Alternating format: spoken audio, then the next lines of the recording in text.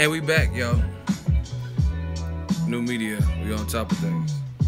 Boxing Ego. What up, Fight World? It's your boy Ego. Hit up back with some more boxing. We gonna go in.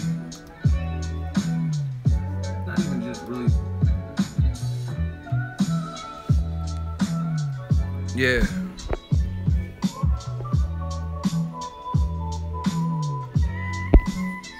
What's up, man? They try to get rid of net neutrality, but they can't get rid of the dawn.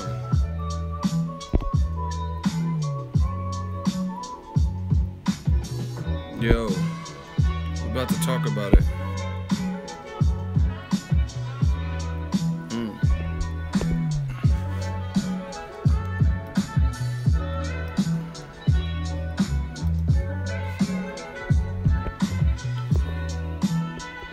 What time is it? 11?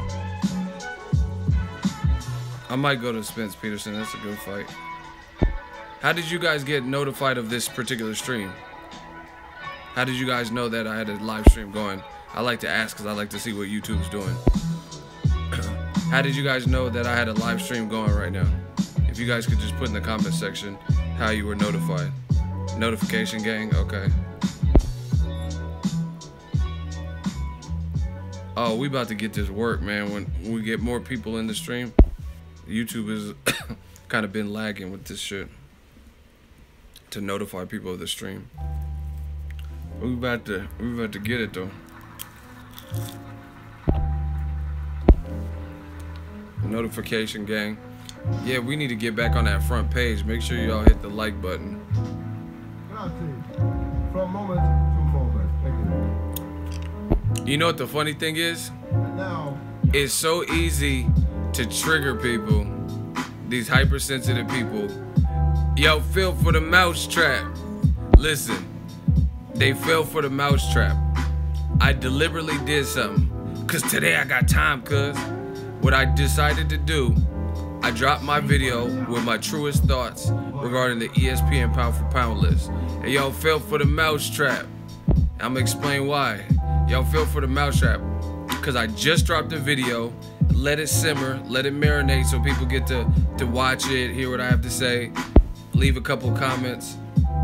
And a lot of people agreed, but a lot of people, well, not a lot, but some people were disagreeing, saying, Ego, you're racist. And then I jumped the fuck on here, new media style. So now we could talk about it. Because some of those same people that left comments 10 minutes ago, they should see the notification that I'm on live and new media. All that stuff you were saying in the comment section. Oh, you don't want to give Loma credit. You're biased. You hate Eastern European.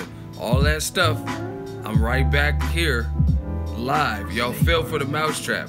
Now I'm here live. All you people that just left comments disagreeing, we got something for you. That's called the hot seat. So now you can disagree since you fell for the mousetrap. Disagree in front of everybody where I can actually speak back. Cause I'm not going back in comments and writing paragraphs and all that. We're not doing that. Y'all fell for the mousetrap.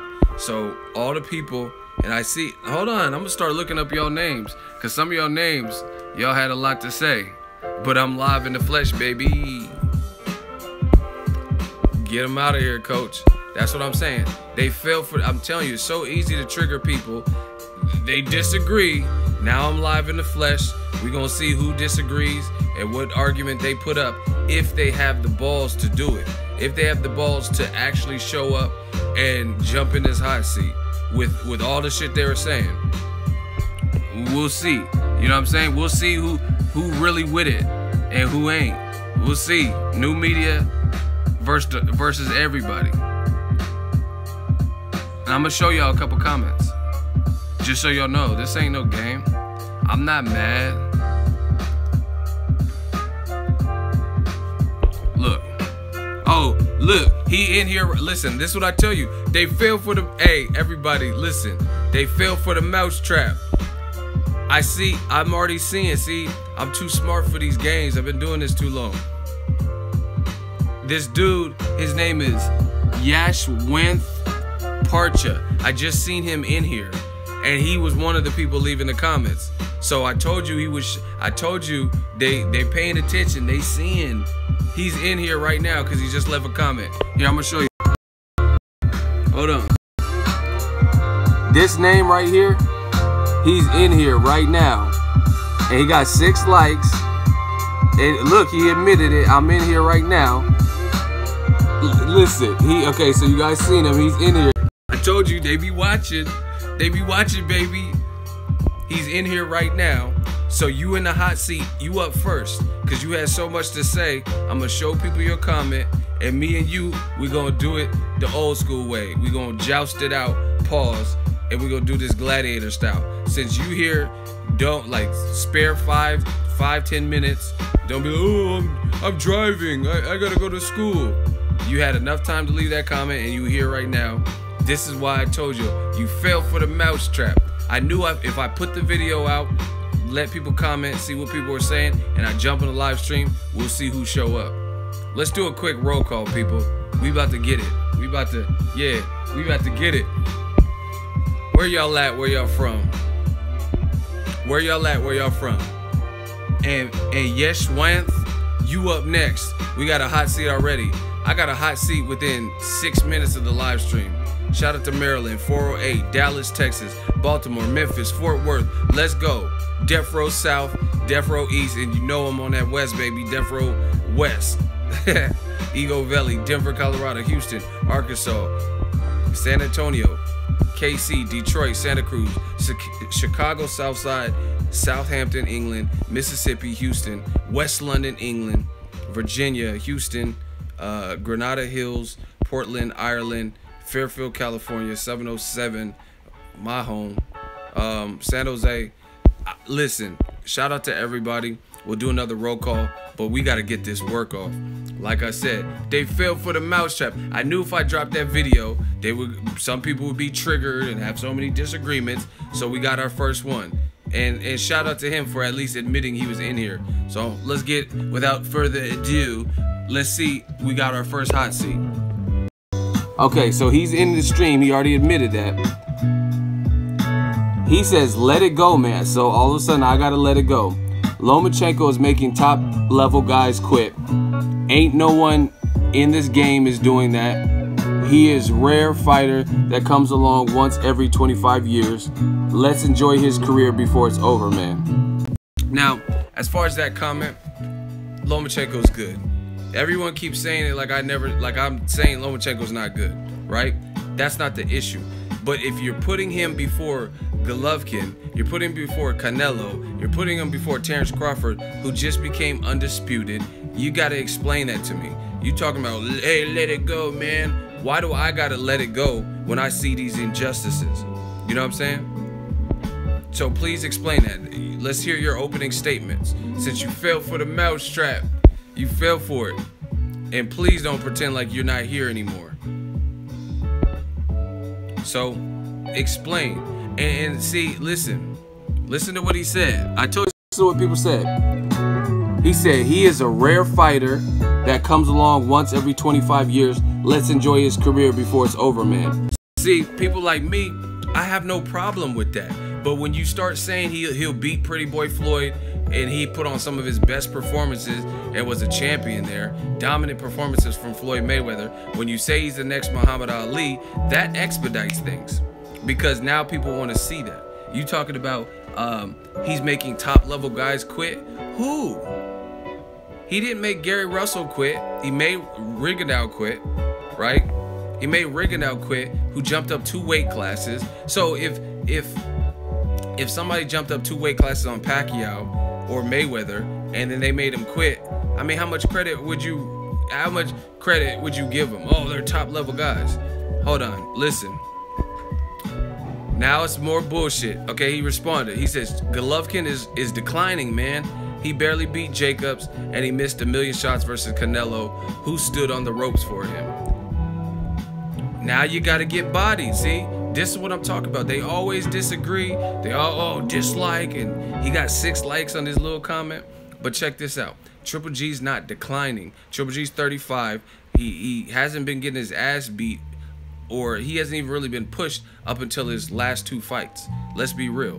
Who is really pushing him? Like, I made a video yesterday. I said Curtis Stevens, he caught him and stunned him or whatever, but he wasn't able to sustain that. You know what I mean? David Lemieux literally did nothing versus Triple G. And now you see him saying, oh, I'm a better fighter. Adama, Gabriel, I mean, those guys weren't really uber competitive. Martin Murray did decent for a couple rounds, and then he started getting pile drived. You know what I'm saying? So it's not that he's declining, it's that he's fighting better people. Now, once again, since you brought up Triple G for whatever reason, you got to give the man credit for what he has accomplished.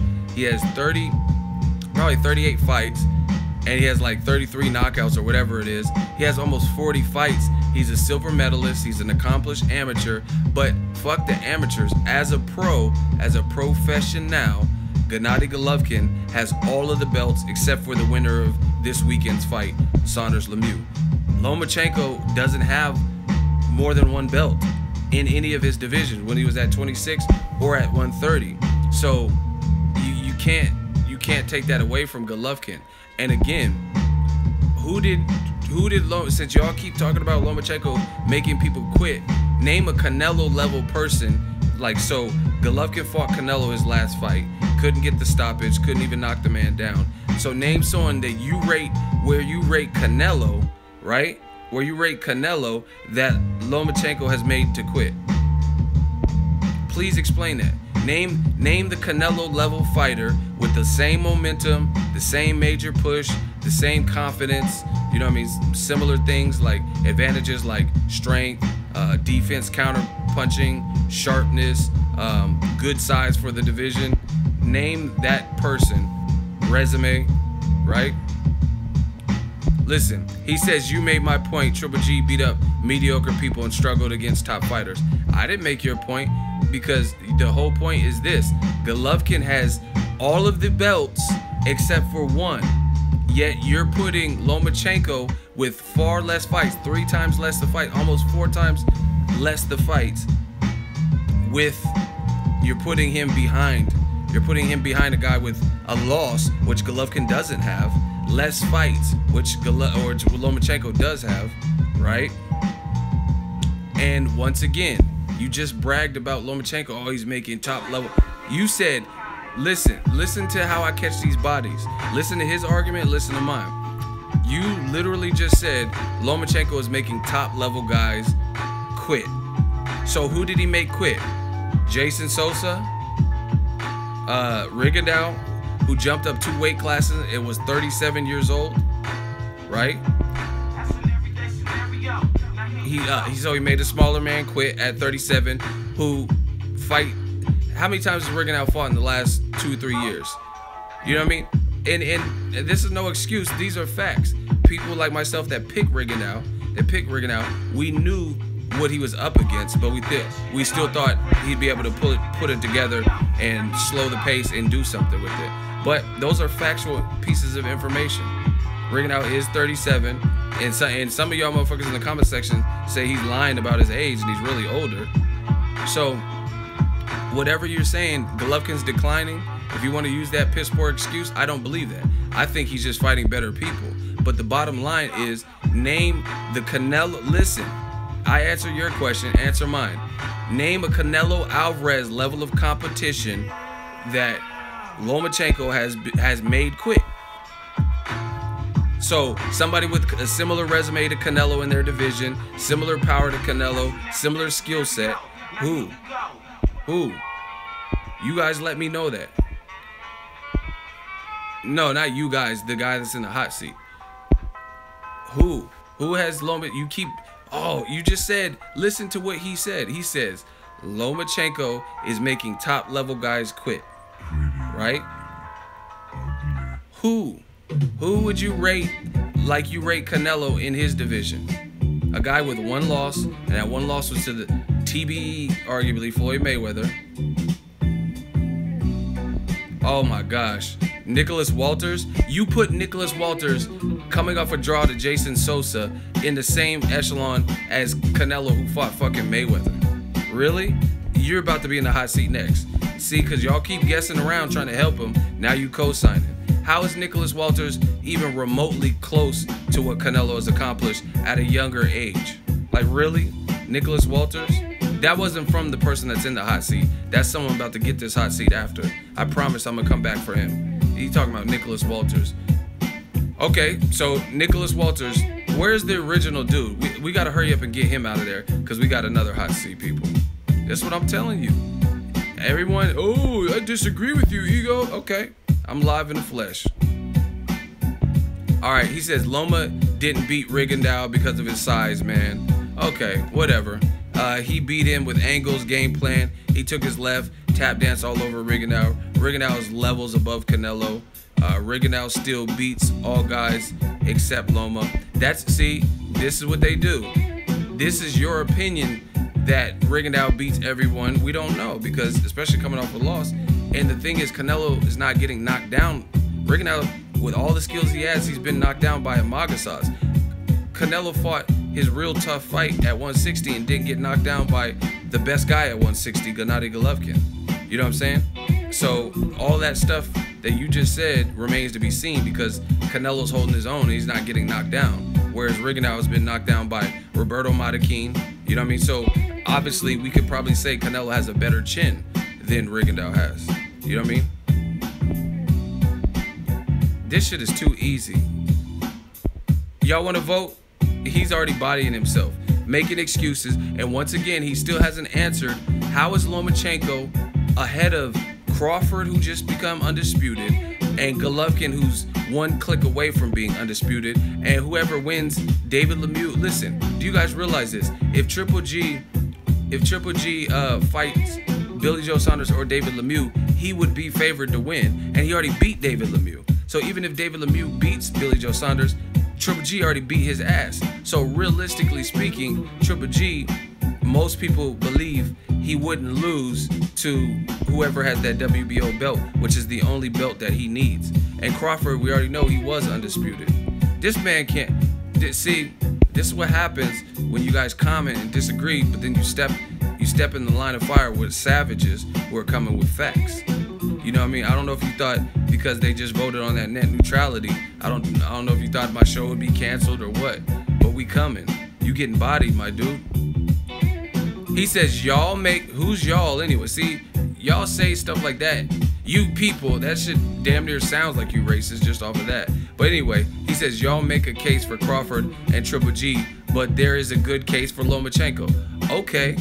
If there's a good case for Lomachenko to be above an undisputed person and a person who's one belt away from being undisputed, and they both have significantly more fights, and they both have amateur pedigrees, Golovkin has a silver medal, then tell us what that is. What is that? What's the significant argument for right now? Because the pound for pound list is not a, they said current, like I'm gonna show y'all. This is the current, y'all can't fuck with, I'm telling you. Always wanted pound for pound rankings. Vasily Lomachenko takes top spot from Gennady Golovkin. Look, this is from today. Who is the world's best fighter regardless of weight class? Check out the latest top 10. So I just proved to you guys this is the current. This is not like, oh, in 2, 3, 4 years Lomachenko is the #1 they said right now. So you tell me right now what his case is. This is not a future projection. If that's what that was, then no one would be beefing with it. But if ESPN is saying he's #1 over guys who have done more right now, then you tell me what that case is. And look how long it's taking him. Hit the like button. We need over 100 likes. We got to get this person out of here. And listen, whoever said Nicholas Walters, I'm coming for you, sweetie. I'm coming for you. I'm coming back to get you. No, okay, you got one more response. If you don't answer the question, you lose by default. You lose by default. He said there's no one Triple G and Crawford beat that is better than Rigo and Walters. Listen. Answer the question. So listen, how does okay? You just said Crawford hasn't beat. Listen to what he just said. Listen to what he just said, people. Crawford versus Postal. Here, this how I'm gonna do you. Crawford versus Postal, was that a good win for Terence Crawford? You said there's no one he's beat. So, Crawford versus Postal, was that a good win for him? Yes or no? And please hurry it up. Was Crawford versus Postal a good win for him? Or was that like just, that wasn't that impressive?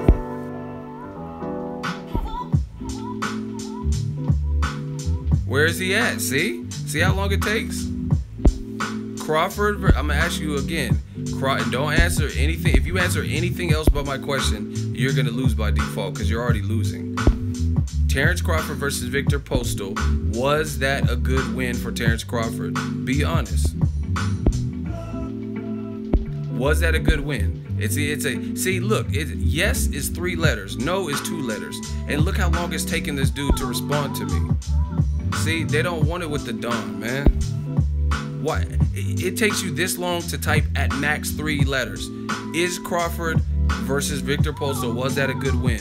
Was that a good win? It's a yes or no question. At the max, you have to put 3 letters. And look how long it's taking. This is how you know who won. Look, he can't put a yes or no, which is 3 letters. He disappeared. You like a deadbeat dad, just vanished. I'm going to the store. Never came back.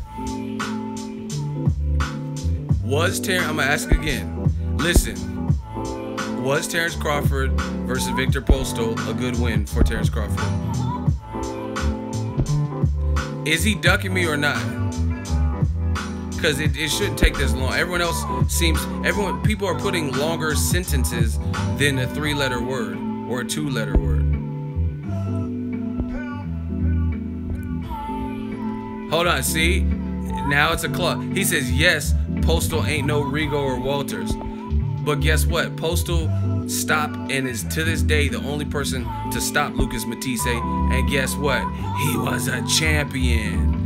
Nicholas Walters wasn't a champion when he fought Lomachenko. Guess what? Nicholas Walters was coming off of a draw. And guess what?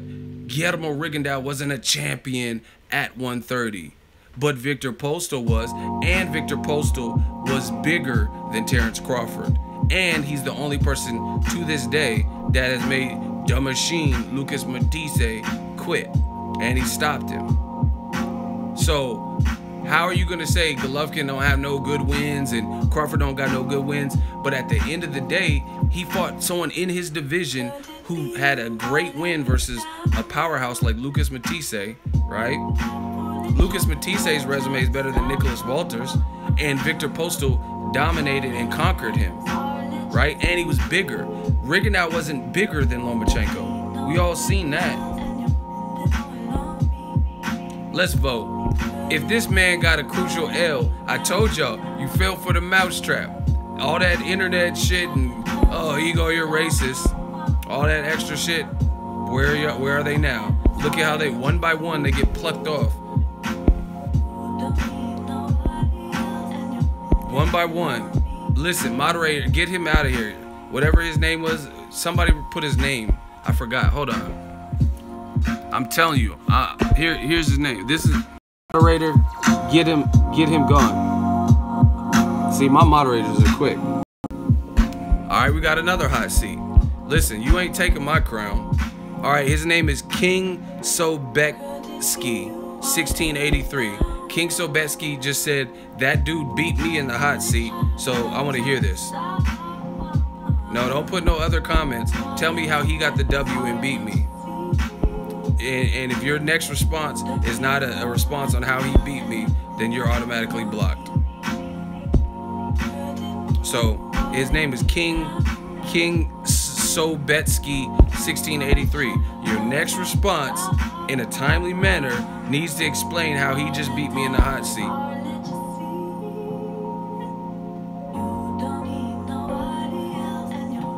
Where he at? All right, 15. Somebody do the countdown with me.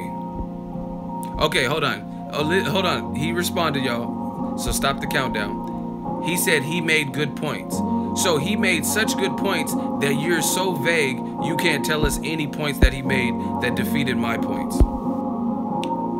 What a quinky ding. How did he beat me? He made good points. What good points were they? Because I thought I trashed him. So since you know so much and you feel otherwise and you're in the hot seat, then you explain. You explain for him. You see how it's always vague shit? You're racist. What did I say? Because you are. You know what I'm saying? Oh, he made good points. Okay, what are those good points? Don't put anything vague either. I won. Who next? Don't put nothing vague. Tell me specifically what he said that trashed me in the hot seat. This is gonna be fun. I told y'all it's gonna be a fun episode.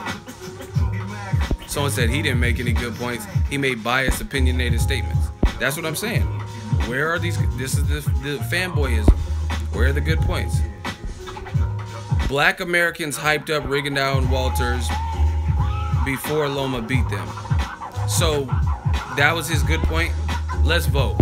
If he got that crucial L and can't explain, he said Black Americans hyped up Rigondeaux. What are you talking about? What is that the good point? Like, how's that a good point? You gotta go. The people have voted. Another one. Zip him the fuck up. This is what I'm talking about. They fell for the mousetrap, y'all. Listen. We having a party. We having a block party. Everybody, like I said, I did the video and everybody agreed or disagreed. Where are all those people that disagreed? I'm here, live in the flesh. I'm direct, baby. West Side. I'm here right now. I'm here right now. But now all of a sudden, let's see how many people, when the bodies start coming, let's see how many people show up to keep getting slaughtered. Someone said the Nino Brown, cancel that bitch. I'll buy another one. Gang gang, shout out to the Ego Army. Make sure you smash the like button. We here. This what I'm saying. Listen, the whole thing is this. Y'all are making this into something else that it's not. You could, if you think I'm racist, I'm biased, cool. Let's disagree on that, because I know what I am. But if I'm all of these things, then explain to me what Vasily Lomachenko has done 10-1 to surpass a guy that's undisputed, that also moved up 2 weight classes, right? And is now moving to his 3rd weight class full of killers in Terence Crawford and guys like Triple G and Canelo. That's all you have to do. Because listen, this is how you know, listen to what people say. I'm biased, then you should have a very great counter argument to the stuff I'm saying. My thing is this: Lomachenko's good, he's talented, best at 130. If you want to say he has the best amateur pedigree, I would never argue someone in the hot seat with any of those points. You say he's better than Floyd at 130, now I gotta start disagreeing. You compare him to Muhammad Ali, now I gotta start disagreeing, right? You start saying he's better than all these other people, including Ward before Ward retired. Now we have different issues.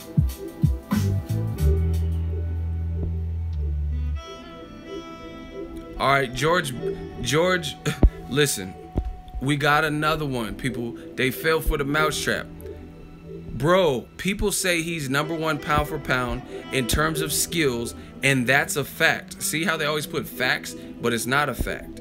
He took boxing to an unprecedented level. What unprecedented level did he take it to? He's not even a pay-per-view star.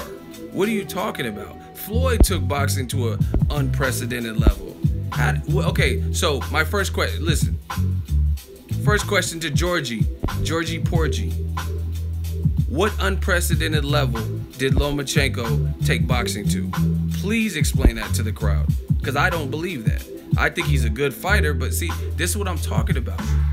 When I give him credit for being skilled and talented and doing in a short period of time what he's done. But when you start saying he took boxing to an unprecedented level and he's the greatest since Ali, and that's something different.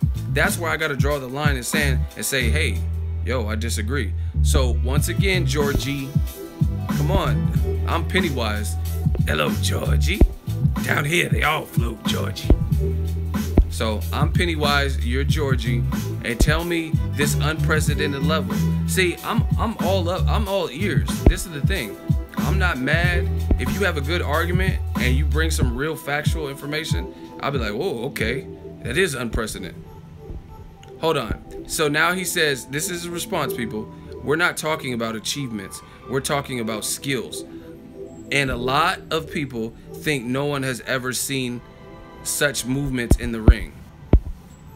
You duck the question, what is the unprecedented level that you claim Lomachenko has taken boxing to? What has he done? Has he done the livest gates or broke pay-per-view records, or has he like knocked out, you know what I'm saying, like some big bad wolf that he wasn't supposed to knock out? You explain. I don't know. So I'm all ears, Georgie. This is what I'm talking about. And this is why we have these situations. So if y'all want to say I'm the Lomachenko hater, I don't give a fuck. None of that stuff bothers me. My paychecks still spend the same. My family's still good. I still enjoy what I do. If that's what you really feel based on the arguments I'm presenting, cool. Hold on. Listen to how he's ducking the question. He says, again, you're talking about achievements. I'm talking about pure skill. No, listen. And you got one more response because you've already wasted everyone's time. I'm saying I don't agree with what you said, so enlighten me and tell me the unprecedented. I'm not talking about achievements. I'm not talking about skill. I'm saying I simply don't know what unprecedented level Lomachenko has taken the game to. So I'm asking you to fill me in on this unprecedented level, meaning from a skill point. How has he showed you a skill that you've never seen before? How has he showed you whatever? I don't know. So what has he done that's unprecedented that you're saying? I don't get it. And it's not looking good for you, I'm just gonna tell you. And he has a loss. So with a loss in tow, what unprecedented level did he take boxing to? That's your words. So just explain it to me. See, I'm telling you, just like the Wilder Joshua situation, y'all gotta get some better representation. If you're gonna argue for, oh, he responded, unprecedented levels, not an achievement. So you're agreeing he doesn't have the achievements of unprecedented. So you keep saying that. He says unprecedented levels, not in achievements, but in skills. From the eye test, I've never seen any boxer in history move like him, use his angles. So you just admitted it's not based on his achievements, and you just admitted that it's based on the eye test. But guess what? If Lomachenko was somehow, or put it this way, if Lomachenko was somehow in the same division as Roy Jones Jr. at the time when Roy was in his prime, I think Roy would demolish him. Can't prove it because they're different divisions and stuff. So from the eye test, Roy Jones has the most athleticism that I've ever fucking seen. I've never seen fighters do what Roy Jones has been able to do. In fact, Lomachenko himself he says his #1 favorite fighter growing up was Roy Jones. So that's someone he idolized and probably mirrored his style to. So once again, what is this unprecedented level when history has people like someone typed that, has people like Roy Jones? I don't get it. How did he do it unprecedented? Do you guys fact check me? Roy Jones didn't lose from he lost in the Olympics, got robbed. We all know that. He didn't lose from 1988 all the way to 2005, unless you want to talk about the Montel Griffin fight, which he got disqualified, but he beat his ass and then he came back and knocked Griffin out in 2 rounds. Okay, George just said, exactly, you're comparing him to Roy Jones, who's one of the greatest, and you're not even sure if he would beat Loma. So how is he not #1? What are you talking? Listen, you're out of here, dude. We're about to just vote. Because I just told you, I said if somehow they're in the same division, I said Roy Jones would crush Lomachenko. What are you talking about? I never once said I was unsure who would win. Listen, if Roy Jones fought Lomachenko, who is picking Lomachenko if they're in the same division? What are you talking about? He said, oh, see, you yourself was not even sure. I just told you I said Roy would beat Lomachenko. So how's that not sure? If Roy mythically and Lomachenko fought in the same division, Roy would body him because all that movement in the world, Roy was unpredictable and he had more power. So, and he was fast as fuck too. Listen, moderators, handle your job. Get this man out of here. Georgie Porgy could not make it in the hot seat. Let's agree to disagree. No, let's block you out of here. I think listen to this is y'all representation. This is the people representing you. What? He said, hold on, listen to me. People, this is the lunacy that's out there that really try to go against the God. He literally just said, fixed his lips to say that Lomachenko is the best skills I've ever seen. See, I can't take that serious because I don't know when you started watching boxing. You know what I mean? Sugar Ray Leonard was sweet as fuck. Ray Robinson, Muhammad Ali, Floyd, Pernell Whitaker, Roy Jones, Julio Cesar Chavez. And he just literally fixed his mouth to say, it's not based on accomplishment. This is y'all representation. The new media, and then there's old media and old fans, right? This is y'all representation. He literally just said, oh, you keep talking about accomplishments and achievements. It's not based on that. It's based on pure skill, right? He said it's based on pure skill. It's the best I've ever seen. So the best you've ever seen in 11 fights with a loss. How? How is it the best you ever seen if the motherfucker lost in his second fight? And Julio Cesar Chavez had 89 fights where he didn't lose. Different styles. I'm sure some of the guys were bigger than him, right? And a lot of the throwback fighters had like 100 fights, 100 plus fights when they finally ended up. So once again, how is it the best skills you... And then he said from the eye test. How can we... This is the whole problem with this whole Lomachenko thing. How can we base it on the eye test when he ain't fought no one that could bring the best of him out? I mean, he's fought a couple of people, but not, in my opinion. Here's another question. Here's another question. I'm catching bodies today, I told y'all. Here's another question, people. My question to you is this. Are y'all listening? If y'all listening, can we get the likes up? Because the viewership went up, but the likes stopped because I think you guys are leaving comments. If you're in this motherfucker, hit the like button. Show Ego's Army some love. Show Boxing Ego some love. Show the live stream for Boxing Talk. Because this is what I do. I do this for y'all, man, so we can really air out stuff. And a lot of people don't have the guts to do what I do. Just talk boxing with the people. I told you I'm the people's champ. But listen to me. I'm gonna ask y'all a question. If y'all ready for the question, can I get a hell yeah? Can I get a hell yeah?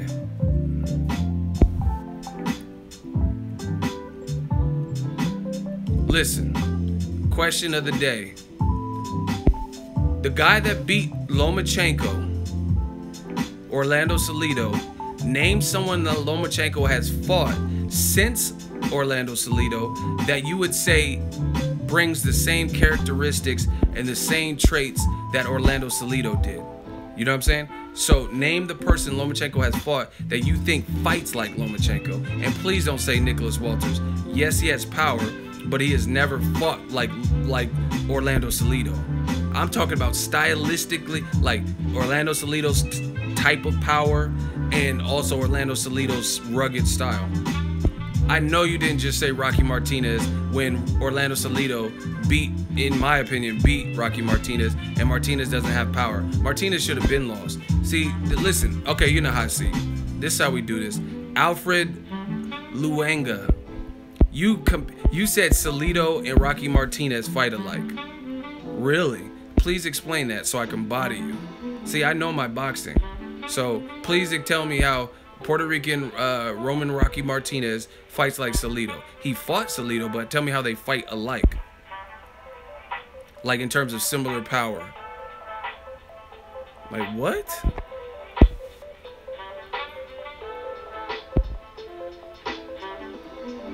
Cause even like, no, I'm gonna let him. See, I'm so eager to catch a body. I'm ready to start going. going. See, I'm telling you, y'all gonna think twice about just typing whatever in my live stream that you're not thinking about. If you're not really knowing boxing or you're not really thinking, no, it ain't no just kidding. You about to listen. Hey, so now he says he's just kidding when it comes to the hot seat. What should we do with him? I'll let the fans vote. I'm not gonna even decide. What should, now he's copping a plea like they usually do. He doesn't want the hot seat. So what happens? Now that he wasted everyone's time and he just said, "Oh, I'm just kidding," and he clearly collected the L. Should we block him? Should we ban him? I'm gonna let the fans vote. Does he get a timeout or does he get a block? He got an L for sure. Someone said break his fingers. Y'all doing too much. Timeout. Okay. See, we're gonna put you in timeout. Y'all gonna learn to just put whatever in my live streams. Okay. See, that's what I'm saying. And see, it's disruptive to the live. He's in timeout. It's disruptive to the live stream. We're having a boxing conversation. I'm asking regular questions, trying to engage with you guys, and then people are throwing out answers that they know they wouldn't want to be in the hot seat for. You know what I mean? So once again, because that threw things off. Who has Lomachenko fought that you would honestly say and argue fights like Orlando Salido since Orlando Salido? This is what I'm talking about. Top ranked matchmaking.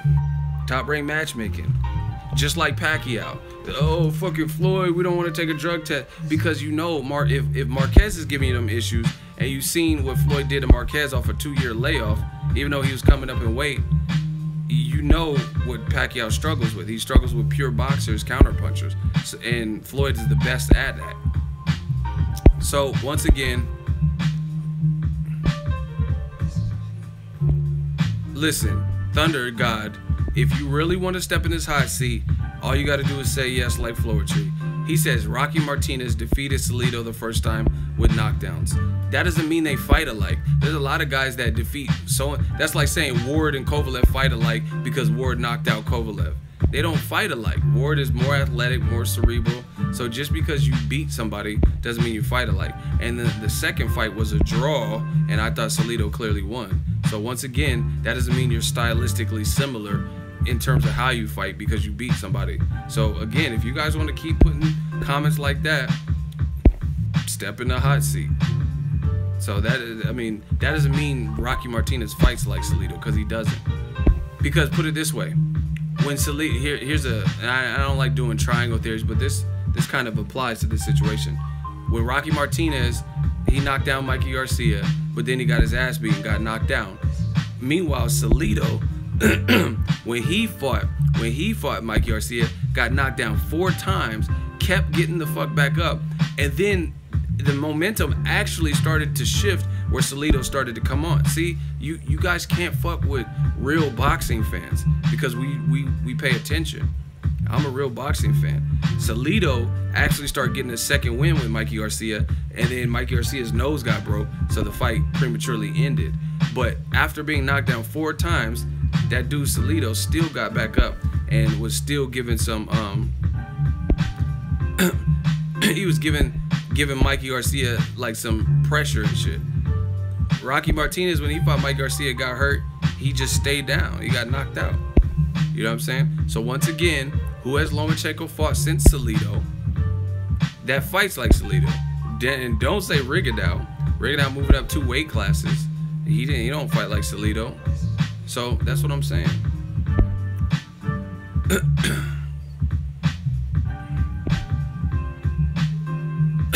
It's very simple.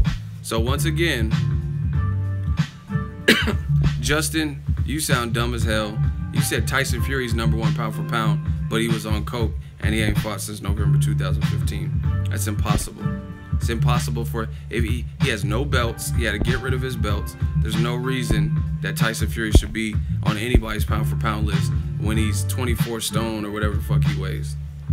Like stop it. This is what I'm saying. This was out there. These are the comments that people leave. So anyway, the last guy in the hot seat, he literally said, he said Lomachenko has done unprecedented things, and from the eye test, he has the greatest skills. But my thing is this: how can we discern that? How can we infer that when Lomachenko hasn't even fought the style that gave him problems since then? Since he fought the style that gave him the loss. You know what I'm saying? Right? unless you guys can name something. So how can you say he has the greatest skills and he hadn't even avenged the first loss? Now, in my honest opinion, I've said this for years. I think he'll beat Salido at this point, but I still got to see it. He don't get credit for it because Mickey Roman knocked out. What's the name? Lomachenko still didn't knock out Salido. He didn't do it himself, even though I would favor him to beat Salido. But you could take a similar style, you know what I mean? Like Gervonta or Miguel Bercho. Okay, you want to say Tank don't want to fight? What about Miguel Bercho? What about Mikey Garcia? Like, there's other fights that would tell us a whole lot about Lomachenko, and no one would be able to deny it. So he has to continue fighting those type of people.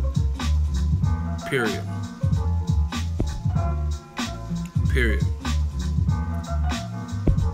So this whole, he's done unprecedented things. Like, he's had a good run. I give him that. He has skill. He has talent. But like I said, it's like some of you guys are real life like clowns. Again, I said this before. If you are in such a rush to anoint Lomachenko as #1 pound for pound, compare him to historic greats without having to show you it based on the eye test, then that's bullshit. Because why don't they do that to African American fighters by and large, those same people? So Deontay Wilder, from the eye test, it looks like he has power to fuck anyone up in the heavyweight division, but nobody's giving him credit, saying, oh yeah, he would have fucked up Povetkin, he would have fucked up Luis Ortiz, he'll knock out Joshua. People are saying he has to fight those fights, and until he fights those fights, they call him bum squad. So why is Lomachenko receiving all of this prophetic praise for the things he hasn't yet accomplished? Shout out to Paul Sniper or Singer. He just got blocked. Listen, the people saying stupid stuff, we have a program on the show exclusively for you. You know what I'm saying? Once again, I use the example, and just for the dummies, I'm not comparing Wilder's skill set to Lomachenko. Just be clear. I like Loma and I like Wilder, but we all know Wilder's technically sound skills are nowhere near Lomachenko's skills. That's not the basis of my argument at all. So please don't try to, oh, Ego said Wilder, he's as skilled as Lomachenko. I didn't say that. What I did say is that Wilder has shown the ability to knock motherfuckers the fuck out. And he has the frame, he has the demeanor, he has a mean streak. The man said, I want to catch a body before my career is over. Not just like, oh, I want to hurt this guy. I want him to die. So he has the mean streak and all that. So what I'm saying is, why is everyone so hard up on Deontay Wilder when he clearly, from the eye test that you guys love, has knocked out everyone he's faced at some point, including Bermane Stiverne now. So from the eye test, it looks like he can potentially knock out anybody. But once again, Wilder doesn't get credit for things he hasn't accomplished. And part of why he hasn't accomplished 2 fights is not even his fault.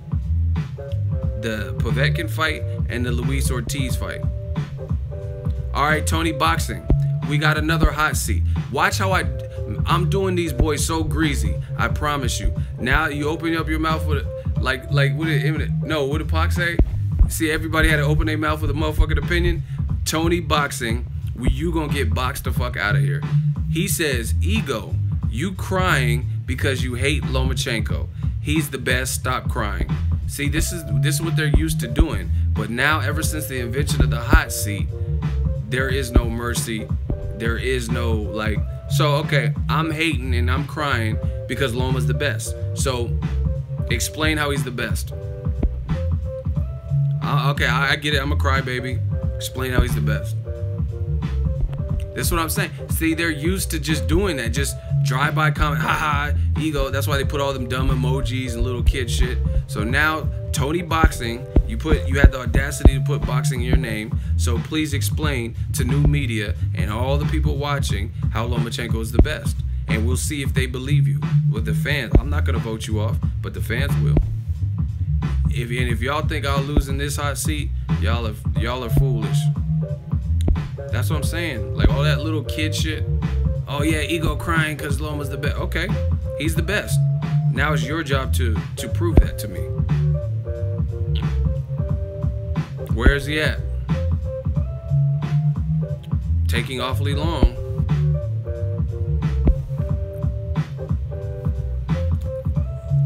So yeah, Tony Boxing had all that to say, and now when it comes down to it, they go running. And then you know what the fake part about our society is this.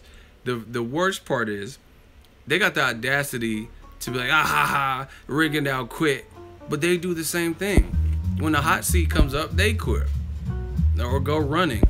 Or just continue to say stupid shit until they get blocked. Don't answer my question.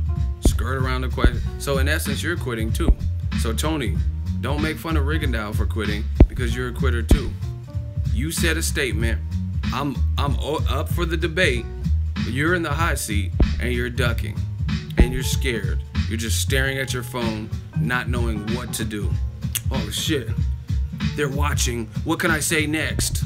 What can I say, man? I said the dumb shit and I'm Tony Boxing. What am I gonna say? Now you don't even know what to say. And this don't make me look bad. I don't look like the ducker because I'm ready for the work. I'm ready for the debate.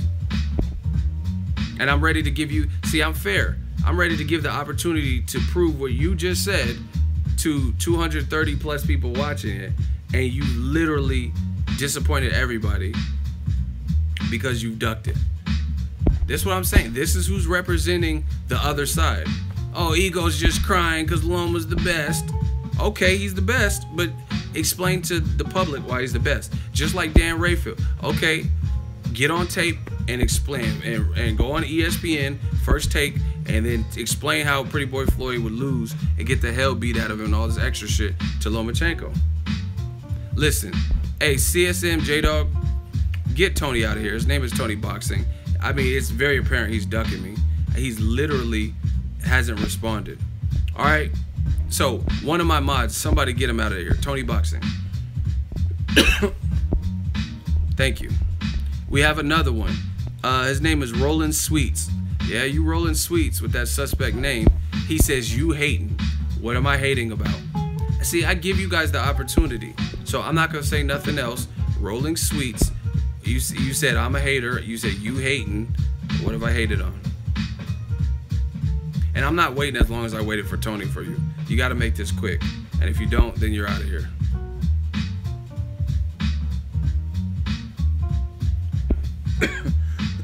Rolling Sweets, what did I hate on?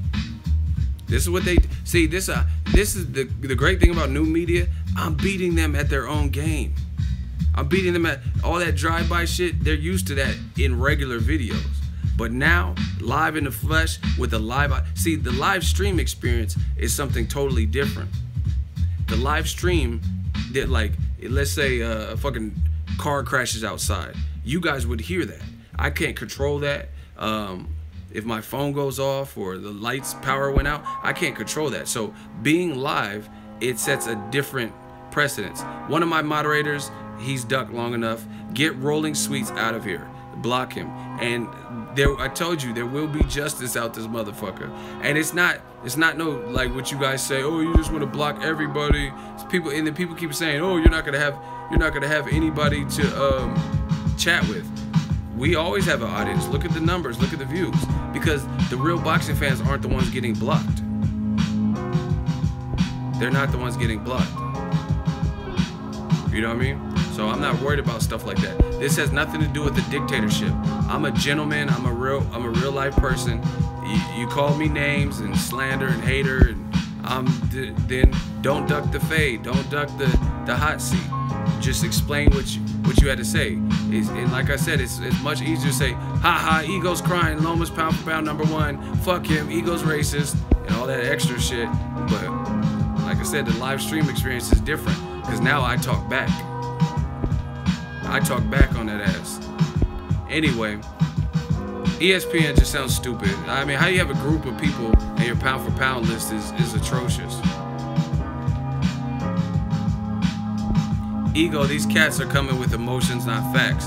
Come with facts about Loma. Exactly. And see, and then you know what the worst, I'm gonna tell you what the worst part about it is, because because they are so radical, and I bring things back into perspective, then they lie on me and say I hate Eastern Europeans, I hate white people, I'm biased, I hate Lomachenko, and it don't have nothing to do with that. But I gotta bring shit back to reality. If you tell me that he's better than Ali, then I want to see that. You know what I'm saying? If you say he's #1 pound for pound, then I'm like, by making a guy come up 2 weight classes, a very good guy, but he still came up 2. You know what I'm saying? Like 2 weight classes. Yet Ward can beat Kovalev in his weight, and Ward moved up, and they make excuses. Oh, he lost the first fight. Oh, it was Tony Weeks. It was a nut shot. Ego, they salty you stating facts. They would have never said or made a black fighter #1 pound for pound with 11 fights with the same people on their resume. That's a good point. I agree with you. I don't think they would either. Because, I mean, listen, it's not even what I think. Terence Crawford got 32 fights or whatever, and he's undefeated and just became undisputed, and they still haven't put him #1 pound for pound. You understand, ESPN, to my knowledge, to this date, has never had Terence Crawford #1 pound for pound. So yeah, of course they wouldn't do it in 11 fights because they haven't even done it in 32 fights. Simple mathematics. All right, Justin got to go. He's been putting dumb stuff. First he said Tyson Fury's #1. Now he said Jeff Horn's #1. You're clearly not a contributor to this live stream. Sorry, Justin Zhao. You're out of here. Once again, it's much easier to say this shit. Yo, fell for the mousetrap. Everyone got so much to say, and then I immediately jump on that live stream and watch the bodies drop and watch how many people step up to the hot seat that were stepping up in the comment section when I can't go through every fucking comment on my ESPN video. You know what I mean? I can't go through this and argue with everybody, but in the live stream, that's different. I guess wiping out an entire division isn't good enough? Nope, it isn't. Look, this is what's out there. Yo, shout out to Lomachenko and ESPN for making these YouTube channels dance to their tune.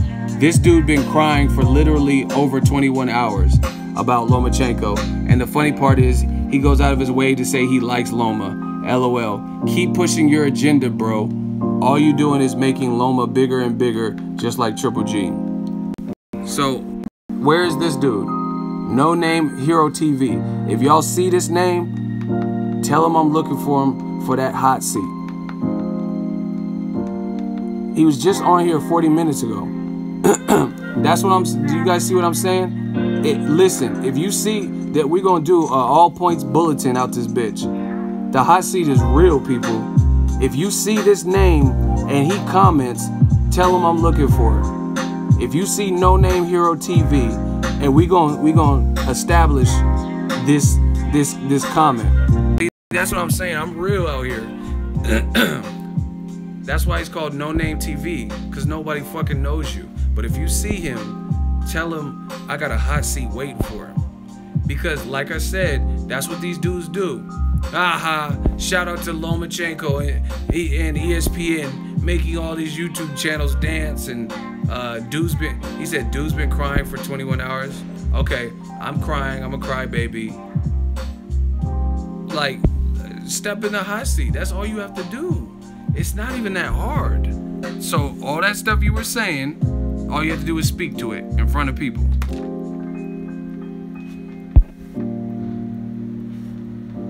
See, I'm corrupt out here. I'm gonna start. See, that's the garbage truck. I told you this live stream's different. I don't know. I think you guys can probably hear that. Look, I'm corrupt out here, calling out names. This dude, if you see him with the shining profile picture, Jack Nicholson, and he said, guys, there's no race, preference, or bias. If Andre Ward didn't retire, he would be #1 on pretty much everyone's list. See, if you see Jack Nicholson, tell him I'm looking for him, because he's lying. The reason he's lying is he says if Ward didn't retire, he'd be #1 on pretty much everyone's list. But Teddy Atlas of ESPN, who can't even speak on the ESPN live telecast anymore, right? He said Ward wasn't #1. Anthony Kushand. We got another hot seat, people. Ego, you are just mad because Rigondeaux lost.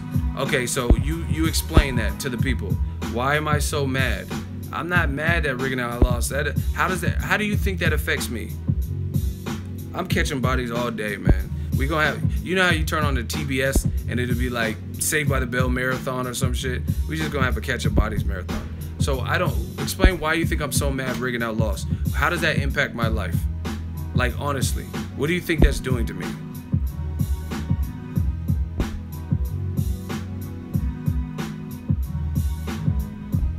And that, we're gonna have a marathon, people.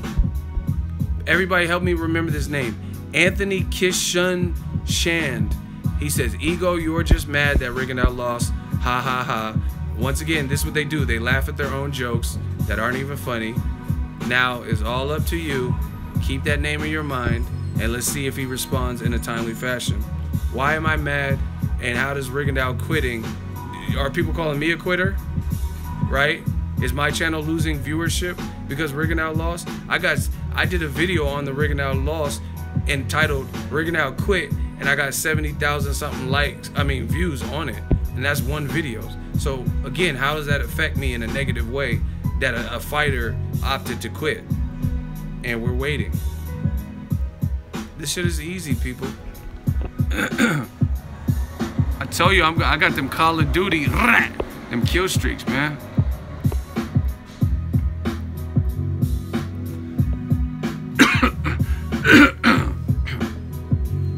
Yo, moderators, get him out of here. What's his name? Anthony Dishand or whatever his name. See if you can find him before we get too many comments and get him out of here, because he's clearly ducking. That's what I'm saying. I'm calling out names, going one by one. Shout out to Boxwatch TV, my moderator holding it down. I'm going one by one, destroying. No, don't put him in timeout. Block him. Somebody put him in time. King Boxer. Someone already banned him, and then you put him in timeout. Don't put these people in timeout. They don't deserve a timeout. They deserve a real block. So moderators, be on the lookout for that. They're either getting blocked. Oh, King Boxer, you don't have to put someone in timeout once you block them. Once they're blocked, that's the ultimate. Because I seen that happen with someone else.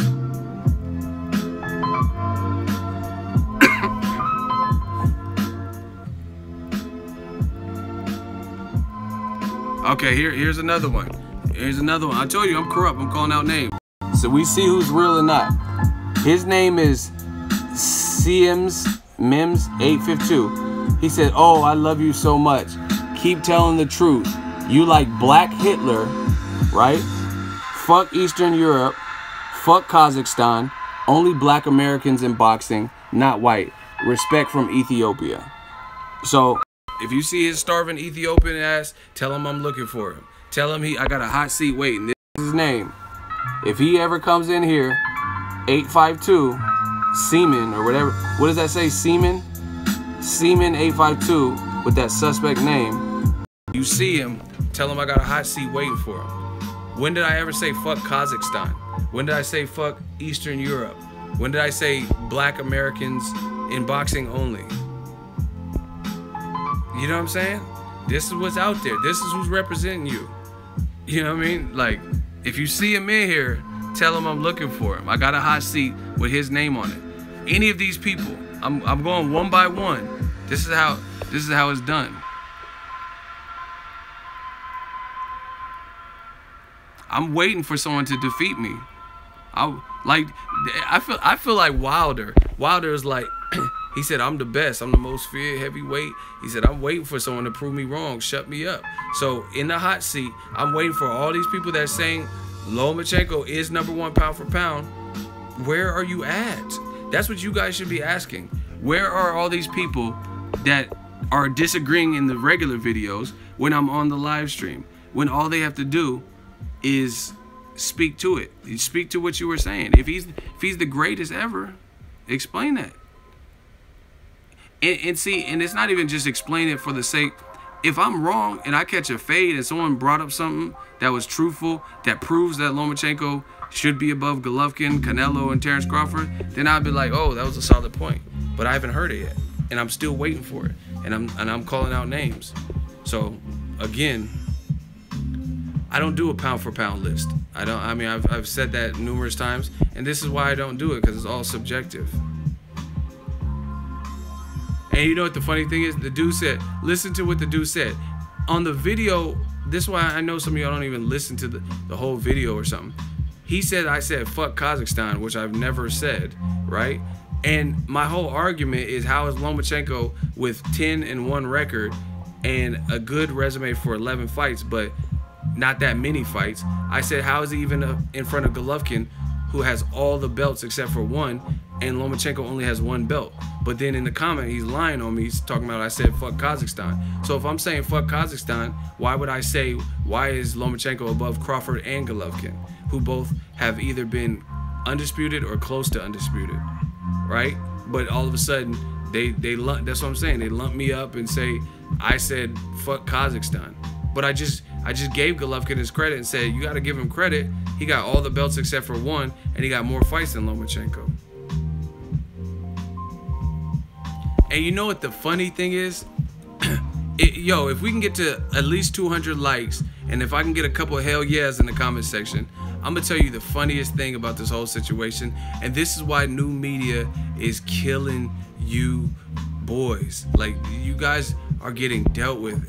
You guys are getting handled so bad, and it's only gonna get worse from here, because there's too many people out here. Ego Army, there's other channels, and they're speaking very similar things, I'm sure. And I can tell by the titles of videos and stuff. And you're getting outnumbered, finally being outnumbered, where like the real shit, real boxing fans is on the rise. But I'm gonna tell you the funniest thing is, if I say these things, I'm all types of racist and biased and all that.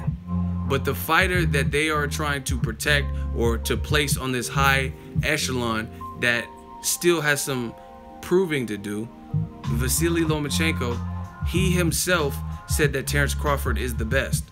How can you dispute? So listen to what this is how you know it's emotion, not based on fact.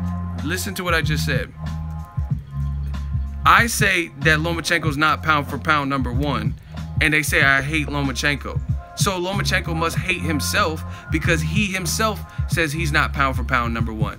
Now, you know what's funny about that? The funny thing is this. The funniest thing is this. I talked to Andre Ward, and he, like, you know what I'm saying? He's being modest, but he's like, it's up to the people. But he felt he was pound for pound #1. Floyd Mayweather definitely felt he was pound for pound #1. But you listen to Lomachenko, and props to Lomachenko, because he's at least keeping it a buck. He said that the Rigondeaux fight was alright. That wasn't that big of a win for me, right? He said it wasn't a big win for me because he's not even in my weight class. So he's at least being realistic. And just new media style. Who is that? Shout out to Fight Hub TV, Lomachenko and Aegis. And look, Vasily Lomachenko says Terence Crawford is the best pound for pound fighter. This was 5 months ago, and he said it numerous times. So, what did Jay-Z say on that 444 album? Super facts. Once again, they say I'm biased media, I'm racist, I hate Lomachenko. But how is it that I hate Lomachenko and he's saying what I'm saying? Listen, do I gotta take my glasses off? Do y'all hear me? Do y'all really hear me? I said Terence Crawford is #1 pound for pound, and I'm racist. You see, this is how you know there is a racial divide. Because when I say it, I'm racist. I only support black people. I hate Lomachenko. And the guy in question that they're boosting up, Lomachenko, agrees with me. He just said Terence Crawford is pound for pound #1. But I'm the bad guy. I'm biased. So then if I'm biased towards Lomachenko, then he's biased towards himself because he's agreeing with me. And I just showed you. Look, you just joined the stream. Vasily Lomachenko says Terence Crawford is the best pound-for-pound fighter. So how is it that when I say it, I did something wrong? No, listen, I'm not answering nobody's question until somebody answers my fucking question, because I'm done with this back and forth shit. I want someone to step up in the hot seat and tell me, how is it a problem for me to say Terence Crawford is #1 pound for pound, cite my reasons and give you factual reasons. Oh, Crawford is undisputed, he moved up 2 divisions, and he's moving towards the fire in a 3rd division that's full of killers. But when Lomachenko says it, it's all good. But when I say it, it has to be some propaganda, I have some hidden agenda, I'm racist. Explain that to me. Listen, somebody explain that to me. How is it that me and Lomachenko can say the same exact thing, but when I say it, there's all type of conspiracy theories? Shit got quiet. I'm not answering nobody's question until somebody answers my question, because I'm the biased one. That's cool. We've already accepted I'm a racist. I'm biased. I only like whoever you think, like Eminem said, because I am whatever you say I am. Fine. I'm all of that. Whatever you feel about me, I'm all that. I am whatever you say I am. Now somebody please answer my question. Please. That's like me saying, man, In-N-Out Burgers has the best fucking burgers ever. And then y'all like, oh, you're fucking stupid. There's a lot better burger places. And then Vasily Lomachenko says, hey, I like In-N-Out Burger the best. And you're like, oh, now that's great. That's great for you to say. And why is ESPN not talking about that? Listen to what I'm saying, people. No one's answering my question. See, this is what the fanboys do. Like true cowards, they tuck their tail. I'm basically Cannon Briggsing the hot seat right now. Yeah, hot seat. I said yeah. Look at him. Look, I'm taunting you guys to join the hot seat, to step up for your man Vasily Lomachenko and explain this right now, right? Since everyone says I'm against him or whatever, and explain that side, and no one's doing it. I do like In-N-Out. So that's what I'm saying. I don't understand how it's a problem when I say it, but he doesn't say it.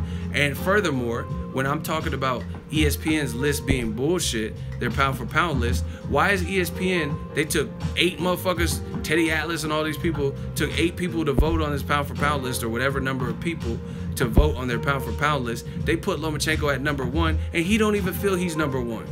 But then if I say something about it, then I'm all types of extra shit, and I'm the Loma hater. Like, how does that make sense? How is ESPN, listen to what I'm saying, people. See, I know I make sense. My mama didn't raise no fool. I was on honor roll. Even when I start like getting older into skipping school, I still got good grades. You know what I mean? But listen, once again,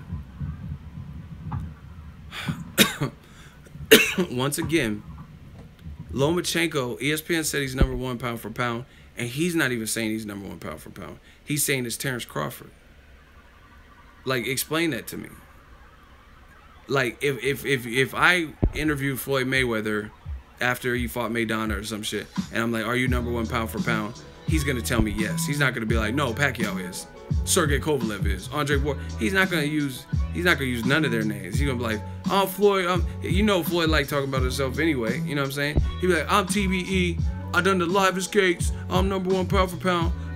I got the most cards. Like, he's not gonna say Andre Ward is #1 when he was in his, you know what I mean, had his run or whatever, when he's an active fighter. But Lomachenko is. But then when I bring that up, then I hate Lomachenko. I'm biased. Somebody please explain these things to me, because I don't get it. And we're waiting. We're waiting for this. Nobody got an answer. So y'all gonna just let me be biased and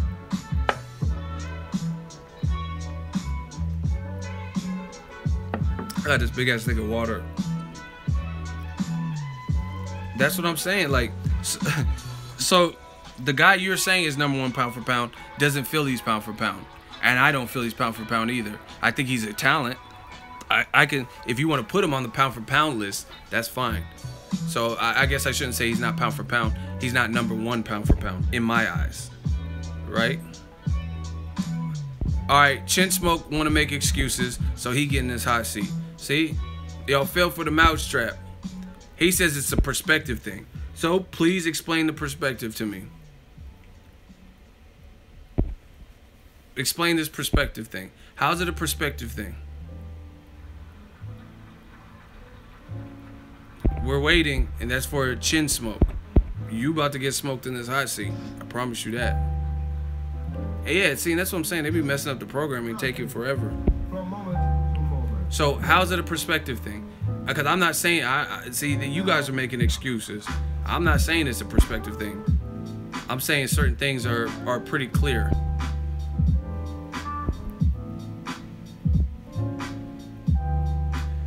No, there's no out of the hot seat. See, they be trying to duck the hot seat. Now he says, I'm not trying to be in the hot seat. People have favorites.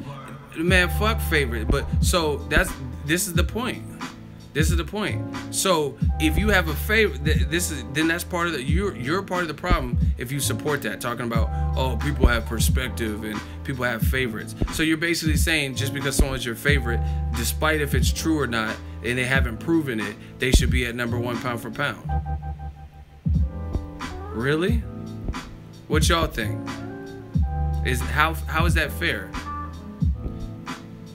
So let's say I'm a store manager and I'm supposed to be doing what's right for the store, and then there's a promotion that comes up for a department manager, right? And there's someone who's way more qualified, accomplished way more, and I give the job to the person that I hang out with on the weekends, just because I hang out with them on the weekends.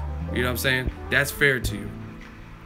Honestly, that's fair, because I fraternize with that person. Then they should get the promotion despite who's more qualified for that.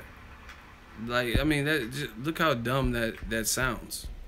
You're talking about it's just about perspective. It shouldn't be about perspective when certain things are painstakingly obvious. Look, okay, let's vote on Chin Smoke. He says everyone has opinions. See, this is how I know when I'm bodying you guys. I know when I'm bodying you guys because you all say the same cliche shit. Yes, everyone has opinions. Even a killer has an opinion. Like a person, okay, I've been watching Forensic Files heavy, and this guy killed his wife because she wanted a divorce, and he didn't want her to ever see anybody else. So in his mind, his opinion was, hey, the best thing is, so she doesn't ever hook up with anyone else, and she doesn't want to be with me because I'm an alcoholic and gambler, I should kill her. So that, like, everyone has an opinion. So you're gonna go with the killer's logic because he said that he killed his wife because she wanted a divorce? Really? That's his opinion. So I should be like, everyone in court should be like, hey, he killed his wife, she wanted a divorce, that's his opinion. Like that, he said, damn, I got bodied. All right, since he admitted getting bodied, should we just put him in timeout? I'm just saying, like, of course everyone has an opinion. Like, even a killer has an opinion, but that doesn't mean it's even close to being right. All right, we're gonna time him out because he kind of waved the white flag. So Chin Smoke, you'll be back, and you can come back whenever it expires. Hold on. But there was someone else. Listen, I got one more hot seat, and then we can keep talking about whatever. Help me remember these names, people. All right, his name is Steph ADJW. He says, Ego, your argument is soft. Loma can put Bud at #1, and you, for example, put Loma at #1. Are you entitled to disagree? Are you not entitled to disagree? He says my argument is weak. Steph, where you at? You damn sure ain't Steph Curry. You ain't gonna Splash Brothers me in the hot seat. So explain how my argument is weak. I know you still in here, because that's what you guys do. You guys hope I don't see these comments and just be lurking and shit. So where is he at? See, he said my argument is soft. Now you about to get cooked. We're gonna see whose argument is soft. Your argument is softer than baby shit. Once again, they go back to little, hey, everyone is entitled to opinion. Everyone's entitled to disagree. So, yeah, I mean, all that's true, but my argument is not soft because my argument is actually strong. I'm saying the person at ESPN, Bob Arum, and all these people are placing at number one himself. I'm not using Kovalev or Deontay Wilder's opinion of where they fit. He himself, the fighter that is being placed at number one, he himself doesn't feel he's number one and would put Terence Crawford there. So you said some of you guys don't know how to debate. You said my argument is soft because he said Crawford, if he would have said something, you're not entitled to disagree. Yeah, but that's nothing. This has nothing to do with what I'm saying. The fighter that you're putting at number one doesn't feel he's number one, and I'm showing you. He himself says, I haven't done it. I haven't done enough. And in respects to him for being honest. But the vehicle behind him, the machine, is telling you right now he's done enough. So how's that a weak argument? That's like someone confessing to a murder. You know what I'm saying? And you're like, hey, that doesn't really count. How do you know he did it? He just confessed. Now he's trying to cop a plea. Listen, I'm not doing plea deals today. He says, actually, I put Bud at number one. Look through my comments. I'm not looking through all these millions of comments, and I just don't feel your argument. Listen, I get it. Okay, it's weak. You keep saying my argument is soft, my argument is weak, so you tell me your much better argument. My argument is very simple. I'm going to tell you once again. You said my argument is weak and it's soft.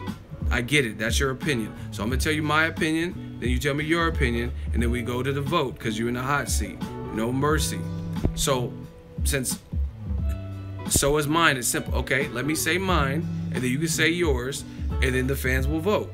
My argument is ESPN and all these fans or whatever are saying Lomachenko, with a 10-1 record, a loss, and 11 fights, been looking great since the loss, right? Now he's saying stop stuttering. So once again, you are trying to take away from what's being said.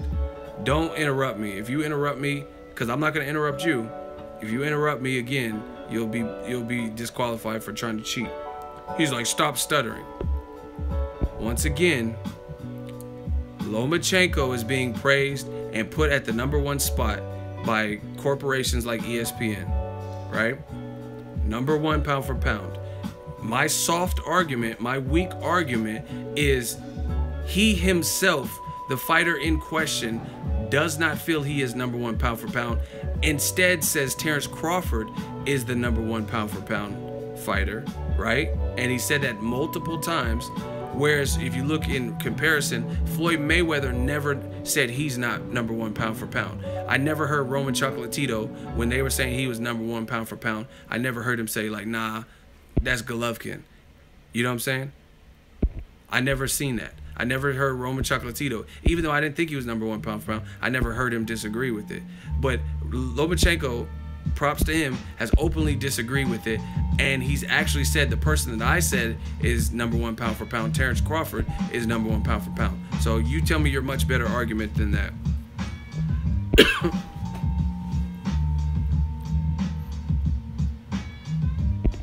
Please tell me.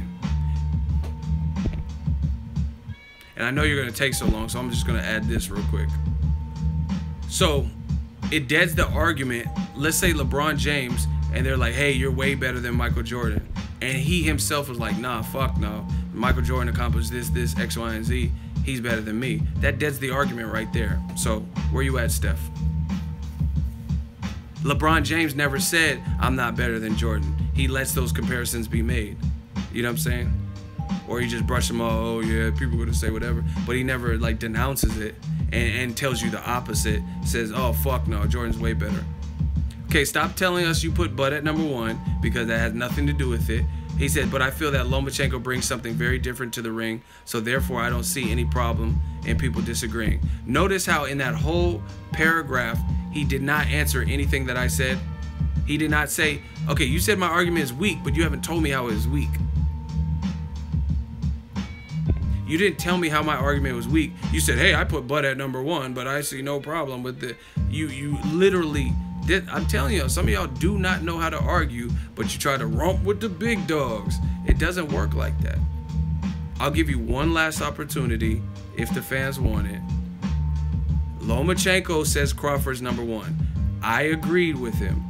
When I agree with him, it's a problem, and I get called all these names because I'm a scapegoat for it, because I'm a voice in boxing. Yet when Lomachenko agrees with me by saying it, and I'm Exhibit A, right? When Lomachenko does it,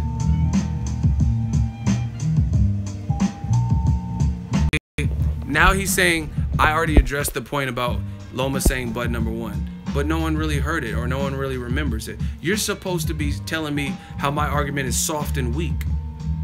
And you're saying, now you, once again, deflection, I already talked about that. Okay, so refresh our memory so we can zip you up. Zip this up because this is taking too long. Once again, Loma himself doesn't believe he's number 1 pound for pound. Put Crawford there. So how is that a weak argument? Come on, Steph. The people aren't believing in you.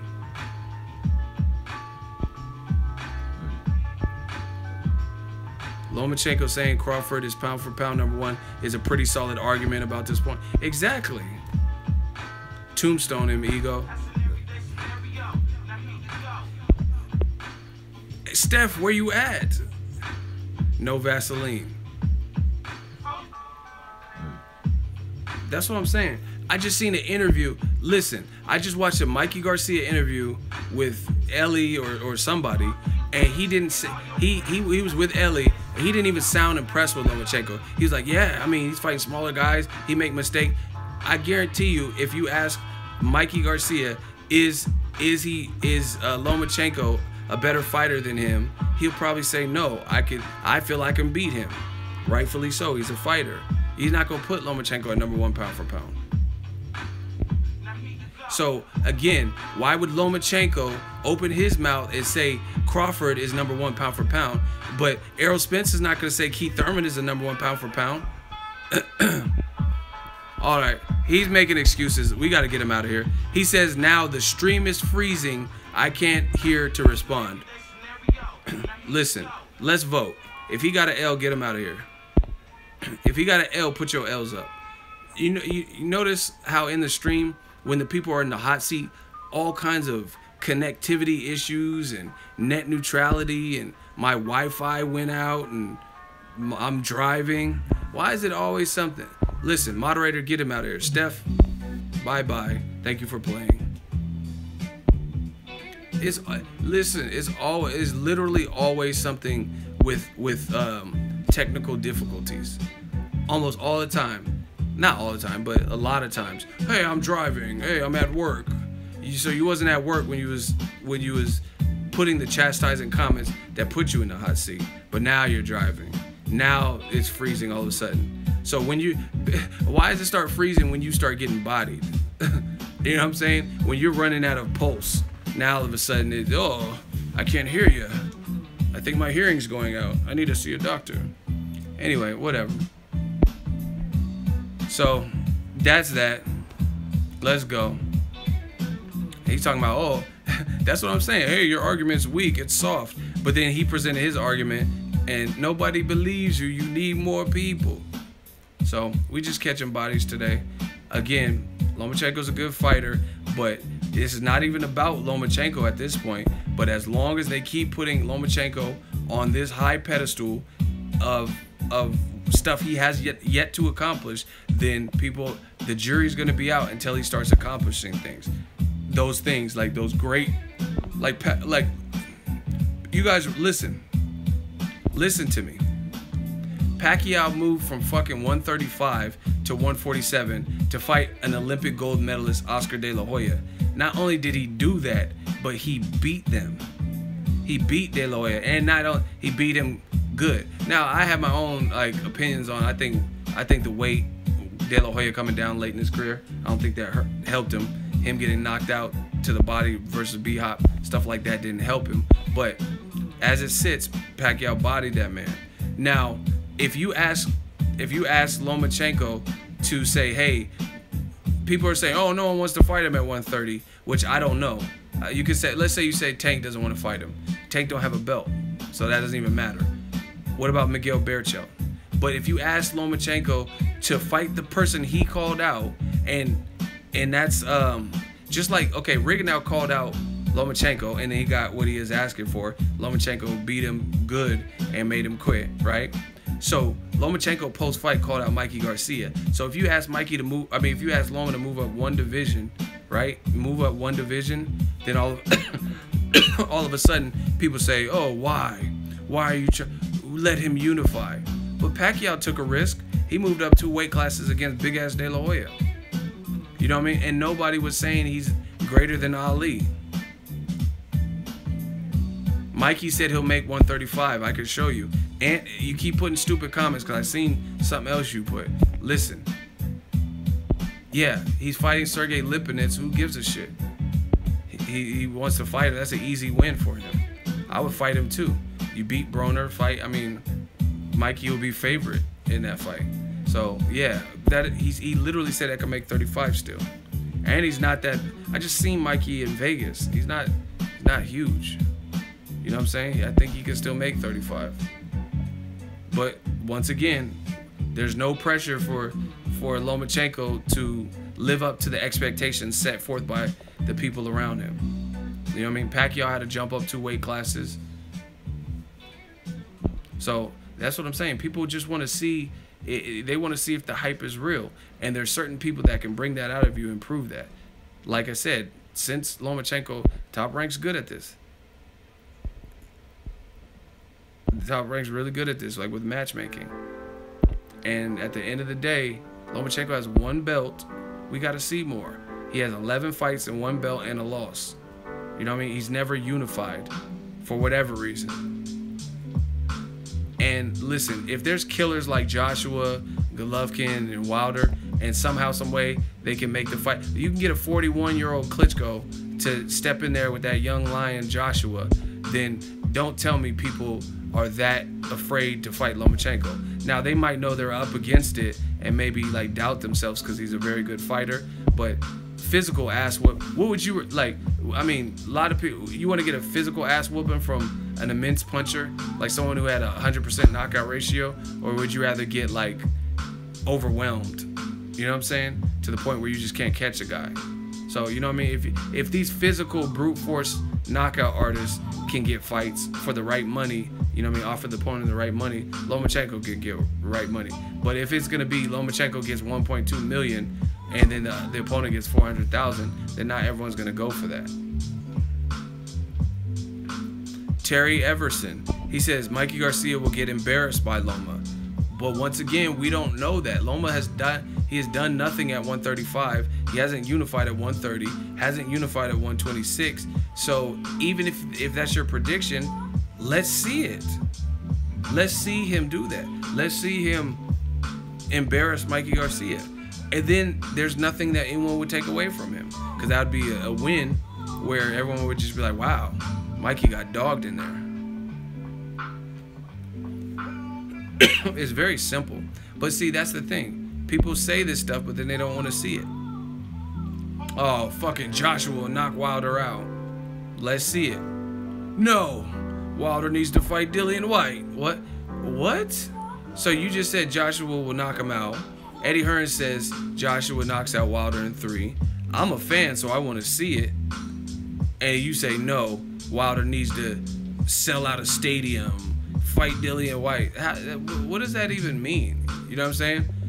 Keith Thurman, oh, Errol Spence's not that good. Keith Thurman would destroy him. Let me see this destruction. I'm a fan, so I'm a fan of both, of Keith Thurman and Errol Spence. I just want to see it. So what are you talking about? Like, you know what I mean? Like, to the people, listen, I'm gonna tell y'all, I'm trying to tell y'all so many ways to deal with new media tactics to deal with that old media and the old fans' way of thinking. The whole thing is, we are fans. We want to see these fights that are realistic to be made. No one's telling Lomachenko move up and fight your friend Usyk at cruiserweight. Like, no one's asking him to do nothing that serious. But if you call out a guy in another division higher than you, and you know he's not coming down to 30 because he probably can't make 30, you know what I mean? Then why is it a criminal to want to see that? And for you to say, if you say, oh, Mikey gets embarrassed easy, then you should be pushing for the fight and be like, man, you know what I mean? Tweet to Top Rank, make the fight, make the fight. We all want to see Mikey Garcia and Lomachenko. That's what I would do. But the fact is, some of y'all don't, y'all rather it be in the negotiation stage or the stage of not happening, just like Mayweather Pacquiao. Y'all said y'all want, oh man, Floyd needs to fight Pacquiao, but y'all fucking knew what would happen when he did fight Pacquiao. And then when the fight was made, all of a sudden, oh, this should have happened 5 years ago, man. I can't believe this.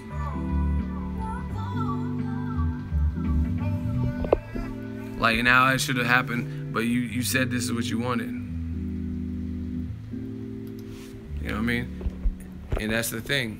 People always say this shit and then don't support the match being made, or then they accept it.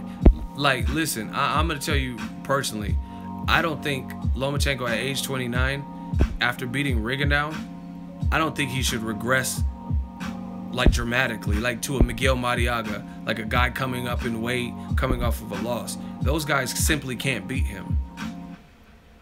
Simply can't beat him. So I mean, that's just a waste of a match to even watch. You know what I'm saying? I don't even understand why fans would even want to buy a ticket to some shit like that. A guy from 26 coming up to 30, coming off of a loss.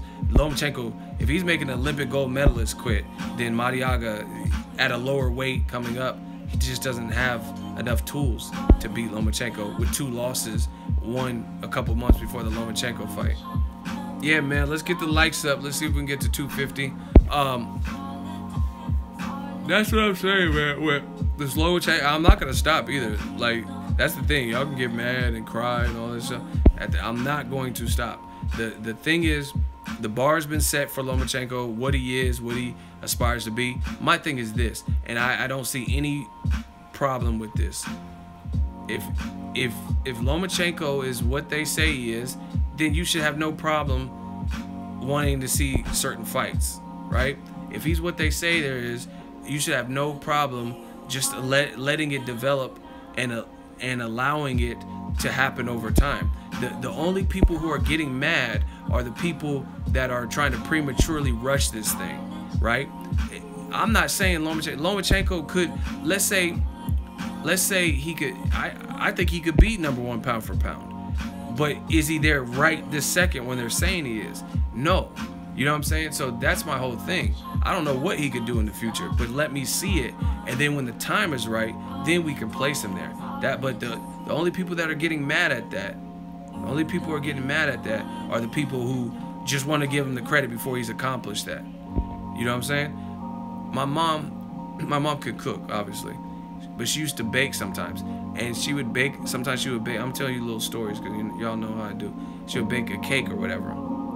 Had a little light in on the oven, preheat the oven, whatever, make the cake.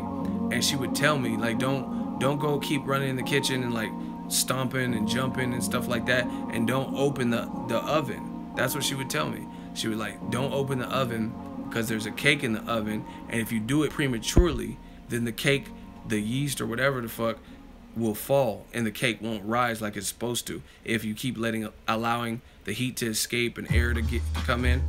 That's what it is with Lomachenko. He could be the perfect boxing cake. Pause. He could be the perfect boxing cake. All you gotta do is let him sit in the oven for as long as this 7-Up cake or whatever the fuck cake needs to be, right? Let's say it needs to be for an hour. I don't know how to bake cakes. Let's say it needs to bake for an hour. That's all you have to do. Bake the cake. Don't keep opening up to peek at the cake and shit to the point where the cake won't rise and collapse. That's all I've ever said with Lomachenko. So if that makes me a hater and racist or whatever, fine, I'll live by that. But y'all gotta live by what I'm saying, you know what I mean? And that's it. If Lomachenko becomes the best boxing cake ever, I will not take anything away from that man. But I mean, you can't, oh, the cake's ready and then take it out and then it's not even a full cake. You know what I'm saying? That's crazy. And the worst part about disrespecting a game like that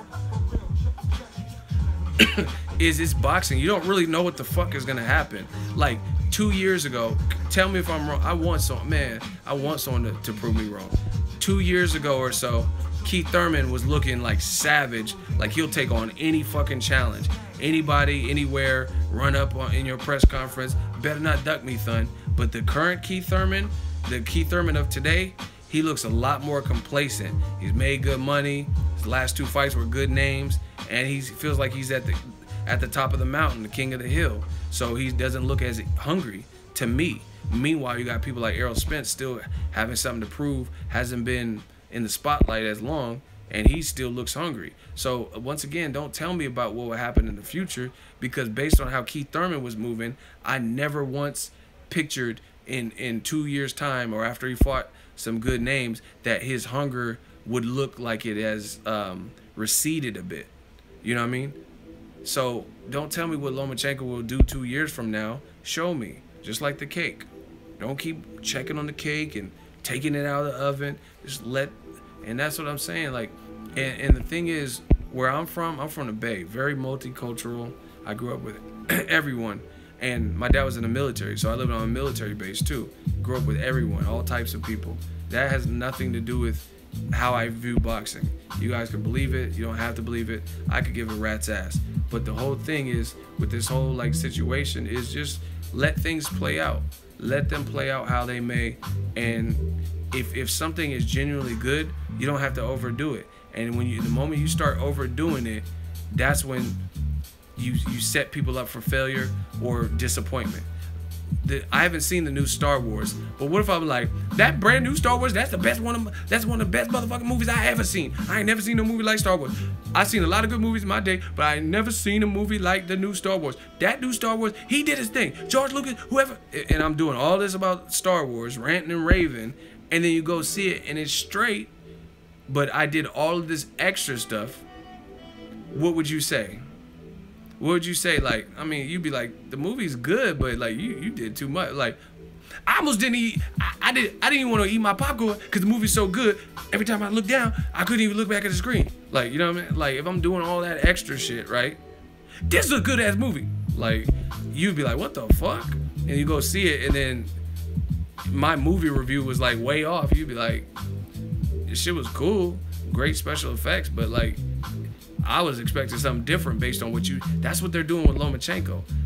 You know what I mean? That's exactly what.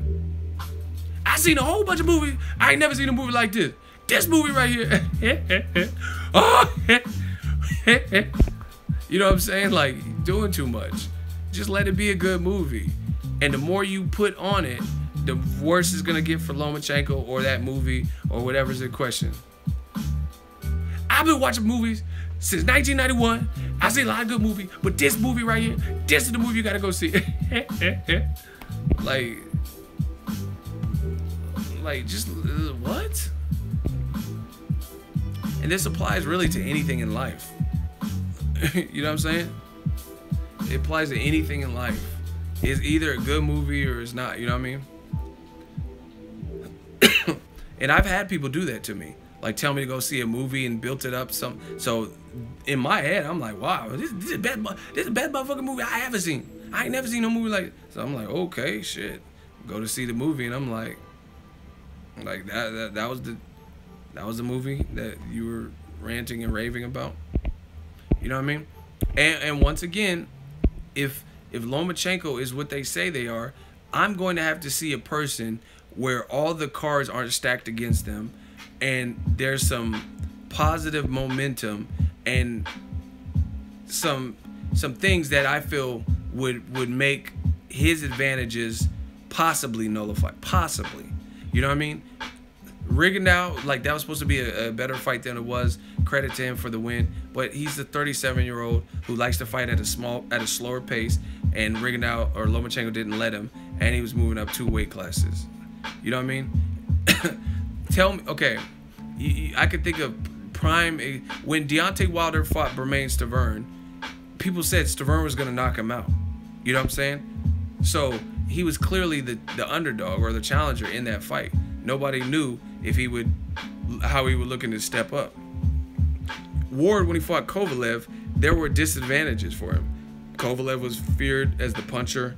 He had knocked out a lot of guys, high quality guys, stuff like that. You know what I'm saying? So Rigondeaux, he didn't have no experience at that weight, which that's a fact. You know what I mean? So I just want to see someone where everything's not stacked against that opponent, from the purse to the height disadvantage to the size advantage. They're coming off a lot, like, period.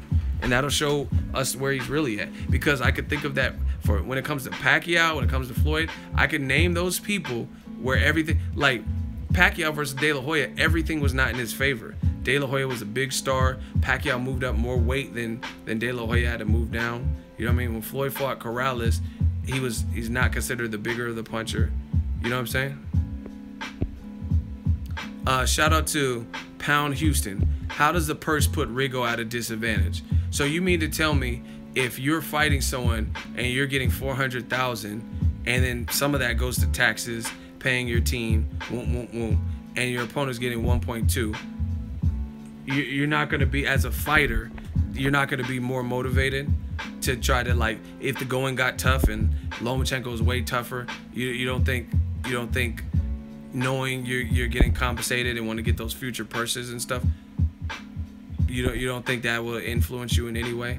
Same thing with Nicholas Walters. Nicholas Walters looked like he quit and gave up, and he got less money than he wanted in the summertime. So he was probably like, fuck this. He's beating my ass and doing what he's doing. I'm only getting $300,000. I'm not. Oh well, I lost this one. You know what I'm saying? So yeah, that's how it has something to do with it. So okay, put it this way. Since this, y'all keep going at new media, you're gonna learn the hard way. So let's say you are a crab fisherman, which is one of factually, you guys can Google like you like to do.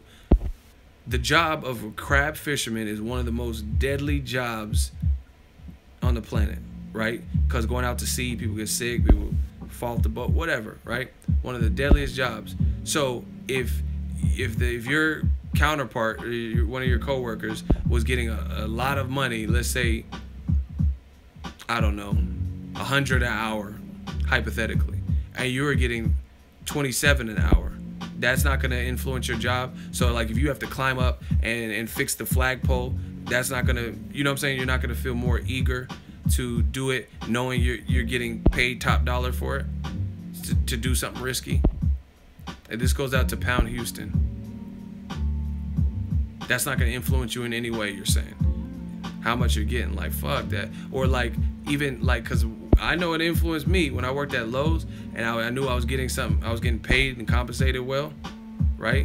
I was getting compensated well. So if I had to stay an extra 5-10 minutes or stay an extra 30 minutes, then I'm not really tripping because I'm getting paid. But if I was getting minimum wage or something, I probably wouldn't put that extra time in.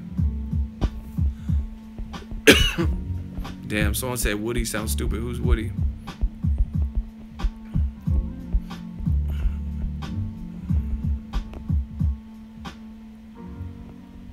Oh, we got another hot seat. Woody Wood said, how many weights did Floyd win titles at? Ooh, you have no clue.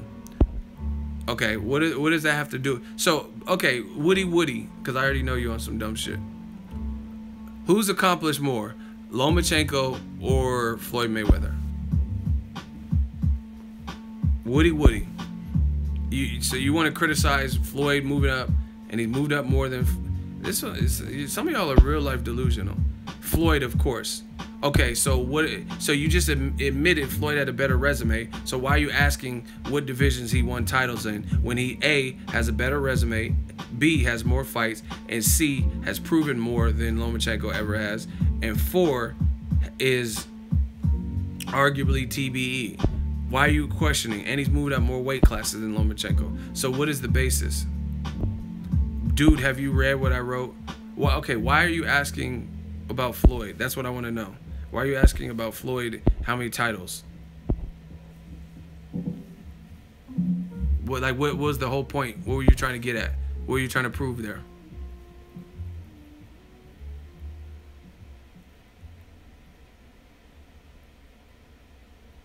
Woody Wood, what's taking so long? I'm asking you. Listen, bottom line is this. There is no compare, unless you're biased or Dan Rayfield eating nachos, there's no...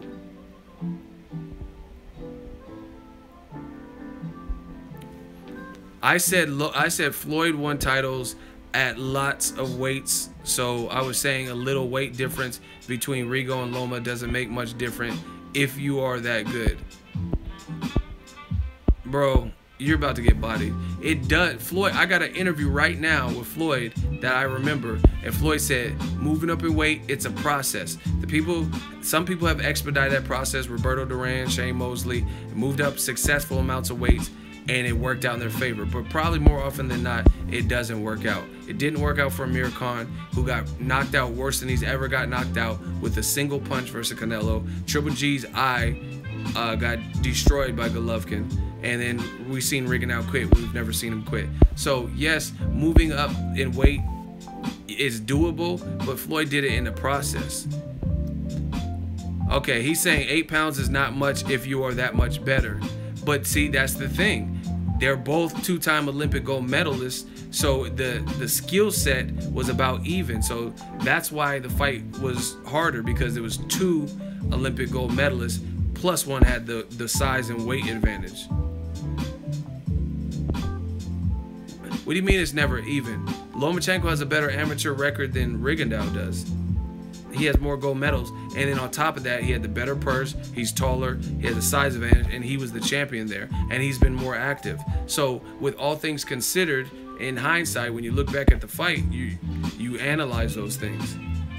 So what are you talking about? You comparing Floyd moving up. He didn't just move up and just fight De La Hoya from 130 or something. It was a process, like he says.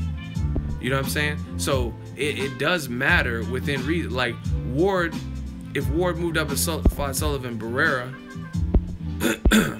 if Ward moved up and fought Sullivan Barrera, he handily beat him. But then when he fought the better guy, the champion, he had issue with Kovalev. I'm getting timed out for chatting too much. Yeah, you definitely are. He's just wasting time, and you getting blocked. Fuck timeout. Anyway, sorry about that, people. Just listen to what people say. Hit the like button and listen to what people say. I mean, it's crazy. Listen, weight matters, but in like, okay, the reason I would favor Crawford over Jeff Horn, even though weight matters, is because he's moving up 7 pounds. Yes, Horn has power, yes, but Crawford, to me, is a lot more versatile and a lot more skilled. So I think he will be able to transition and figure it out. I feel like he'll be able to figure out. But if okay, let's say you have a Rigondeaux and he's going up against another two-time Olympic gold medalist, but then the guy has every advantage, like he's bigger than you and stronger, has very good speed, on top of y'all having similar experience, then that's what made it harder. Because when the going got tough, Rigondeaux was outmatched and outclassed in the other ways, physically, on top of skill-wise. Lomachenko had a better game plan. You know what I'm saying? So, I'm not reinventing the wheel. Lomachenko said it before. I mean, whether people like myself believed him or not, but he said it. He says, Rigondeaux, you too small. I mean, so he predicted it. He called it. He said, Rigondeaux's too small to fuck with me. You know what I mean? So, it is what it is. Man, this hot seat is just claiming lives. It's almost like a forest fire or some shit, like some kind of epidemic. We catching bodies out here. But yeah, I mean, it's fun. But like I said, this is why I deliberately got on the live stream immediately after the last video, because once again, everybody disagrees, and then when that hot seat is thought about, it turns into something else. And to me, Lomachenko at number 1, 10-1-8 knockouts. Triple G, Crawford, Canelo, Keith Thurman, Errol Spence, Mikey Garcia, Sergey, Neo Nui, and Deontay Wilder. And like, see, this is the thing. They voted Wilder, but no Joshua. You know what I mean? So that would be debatable for some people. You know what I mean? The guy at heavyweight with 2 belts that fought Klitschko, he's not on here, but Wilder's on here. So how'd you get that? You know what I'm saying? Even though I would favor Wilder to beat Joshua. It just, I mean, how did you place that? But even beyond that, you could have left Wilder there and took Neo Inoue off. What is Neo Inoue, like, this is what I'm saying. This is how you know it's all politics. What has Neo Inoue done in 14 fights, 12 KOs? Listen, I think he's a good fighter. I'm really watching and I'm happy and vested into his career. I want to see where he goes with it. But what has Neo Inoue done to be top 10? Honestly, somebody explain that. Who he beat? How is Inoue? That's what I'm saying. You could have put Joshua at number 9 and then left Wilder at number 10. What is Neo Inoue? Fuck, he just debuted on HBO. This is what I'm saying. Like, this is how I know it's politics. That's how I know it's politics. Because, like, Inoue's number 9, Joshua's not even on here. You know what I mean? What? How's it 2? You put Keith Thurman on, who has 2 belts at welterweight. You put Errol Spence on, who has 1 belt. But then the 2-belt heavyweight champion, who beat Klitschko by stoppage, he's not on here, but Inoue is. So listen to me. This is why ESPN is losing credibility. Inoue has a record of 14-0, 12 KOs, and he's number 9. Joshua's 19-0 with 19 knockouts, beat guys like even a Dillian White, undefeated Dominic Brazil, and he knocked out Klitschko, which is the pinnacle, and he knocked out a mandatory or a sub-mandatory Carlos Takam, who's tough. Yet he's not on there. But what has Neo Inoue? And see, this is what I'm saying. When I call out the bullshit, I'm a bad guy. You're gonna say I hate Inoue or I hate Japanese people or whatever the fuck the case is. You know what I mean? But I always become the bad guy because I'm a martyr and I believe in it. You know what I'm saying? I believe in what I'm saying to you guys, and I speak with conviction and passion, so I become the bad guy. It has nothing to do with like I hate Inoue. I enjoyed his performance on the Superfly card. But once again, how is he above Joshua? How is he even in the number 9? Like, why is he even on the list? Even Chocolatito, I never had him number 1, but I could understand him, like, if you put him at number 9 or something. He had like 40-something fights, moved up 3-4 weight classes. Inoue, to my knowledge, is pretty big, and I don't think he moved up as many weight classes as Triple G. I mean, Chocolatito. You earn pay-per-view, pound-for-pound status through your accomplishments, not your talent. That's what I'm saying. Like, see, and the reason people like ESPN keep looking dumb, right? They keep looking dumb. It's because why is your pound-for-pound list constantly switching? Constantly switching. Keep this in mind. It's not that it switches, because there's times where it should switch. Like if Ward beats Kovalev twice, okay, maybe you make some adjustments. But some of these motherfuckers have remained undefeated, and it's all still switching. 2 weeks ago, it was Triple G was number 1 pound for pound, and now all of a sudden it's Lomachenko. Triple G's still undefeated. So why did he get booted? And because Lomachenko beat a guy 2 divisions under him, he's number 1 now. But I mean, at least Triple G, in my honest, sincere opinion,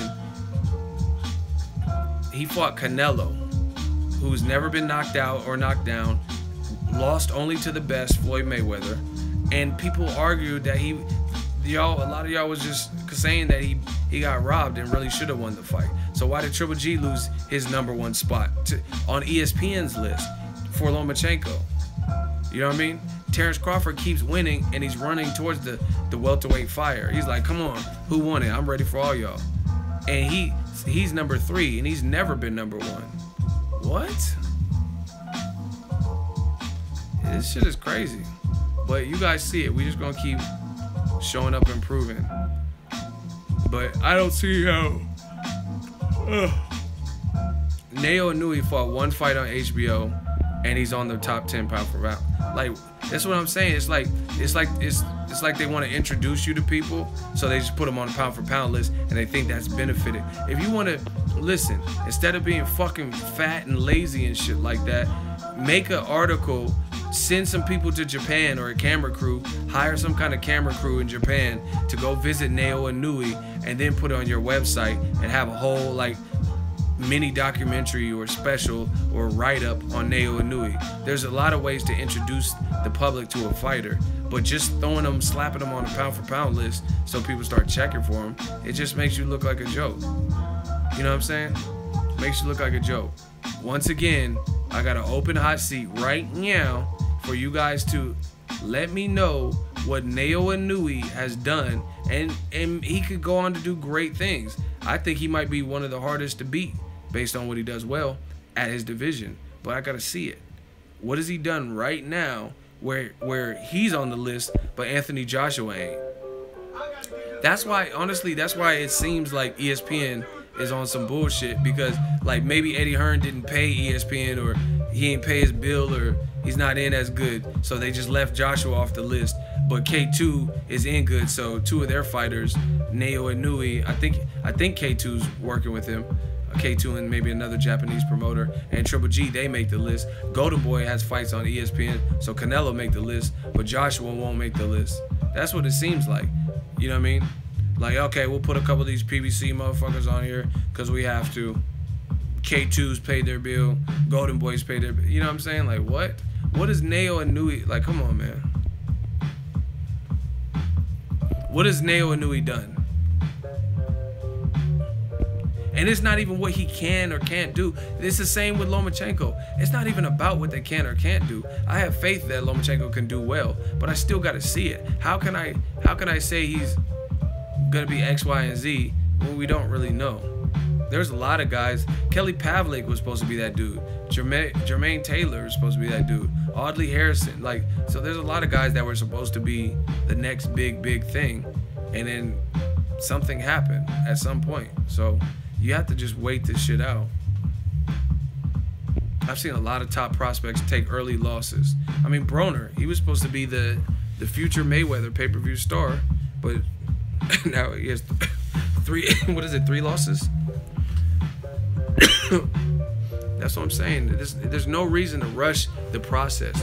I'm sure if you put Lomachenko... Listen, if somebody had Lomachenko at 4 or 5, would anyone be complaining? Even number 3, probably. There wouldn't be these complaints, probably. But when you say he's number 1, that's crazy. And like the dude I bodied in the hot seat, the skills seem there, but again, there's some decent names on his resume. But have we seen, like, okay, here it is, folks. Tell me when Lomachenko has done what Andre Ward has done. Win a Super 6 tournament, fought guys who massively outweighed you, Chad Dawson, Edwin Rodriguez, when they were undefeated, and then moved up and fought a Sullivan Barrera, and moved up and within 3 fights fought Kovalev. When is a fight like Ward Kovalev, when has Lomachenko did that, where he had to move up and fight a guy at the level of Kovalev? And if you say Roman Martinez, I'm gonna block you, because yes, he moved up for that fight, but he was coming off a horrible performance versus Salido that Salido should have won.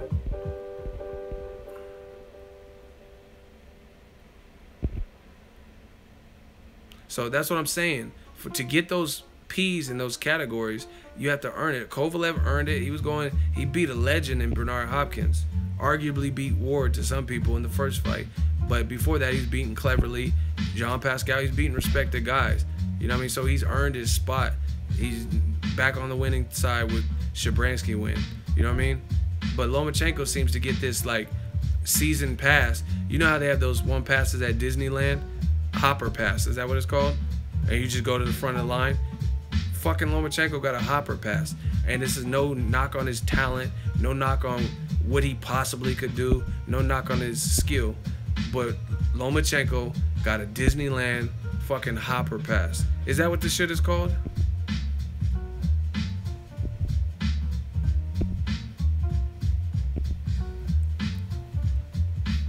We giving out hopper, the flash pass, whatever that shit's called. Hopper might be the one where you get to California Adventure. Whatever this shit's called, he got that. You know what I mean? The Mario Brothers, Super Mario Brothers 3, when they had that warp whistle, and then you get to just skip to the end levels. My Nintendo fans will remember that. They gave Lomachenko a warp whistle. He's good. He's good. Glenn Mendoza, you constantly put you're blocked. You constantly put dumb stuff. You're blocked. Get out of here. See, people always complain about the programming, but they can't stay away from it. That's the funny thing. Oh man, all you do is talk about Lomachenko. Then all you do is keep coming back. Why would someone keep coming back? Like, listen, if you went to a restaurant and they had daily specials and every day it was Salisbury steak and you got tired of eating Salisbury steak, are you gonna go back to that restaurant and complain every day? Man, all you guys cook is Salisbury steak. This is all you guys make. Why do you keep coming to the restaurant? Because I come every day to let you know how you keep cooking Salisbury steak and I'm upset with it. So whatever, Gilberto Mendoza, get the fuck out of here. If you don't like Salisbury steak, don't come back. If you don't want me to talk about Lomachenko every day, you're not gonna change the program. I have tough skin. I'm built for tough. I'm built for this. I don't care who's mad. I don't care about none of that. My money doesn't change. My channel, my thought process, all stays the same. Ego Army riding with the cause. No one's complaining about the content except for you. Man, all you do is talk about Loma. All you guys do is serve Salisbury steak and peas. Then why do you keep coming back? Why do you keep coming back to this diner if all we do is serve Salisbury steak and you don't like it? It's like these guys are like, you can't stay away. Oh, Ego's live. Let me click on that. Oh, talk about Lomachenko. Like, if that was me, I'd be like, oh man, he talking about Lomachenko again? I'm out of here. I wouldn't even comment. I wouldn't even say nothing. You would not even know I was even in there. You know what I'm saying? You would not even know I came to your stream because I'd be like, oh, they talking about net neutrality again? I'm done with that. And I would leave. But these guys come back every day. You keep cooking Salisbury steak. When are you gonna make something else? Like, man. But you keep coming back. That's why I keep making it. If no one's complaining, everyone's eating and ordering the Salisbury steak, then I'm gonna keep making it. I'm gonna keep making it. Lomachenko is a hot topic right now. If you don't like it, go to someone else's channel, some other stream. Anyway, that's my thought. Everybody always wants, and see, and it's never that these dudes never create their own channel. They have the YouTube account. They have a YouTube account because they're clearly on my shit. You know what I'm saying? Pause. So you have, you know what I'm saying? You have the your own YouTube channel. Talk about whatever you want on your channel, but you don't control what I talk about.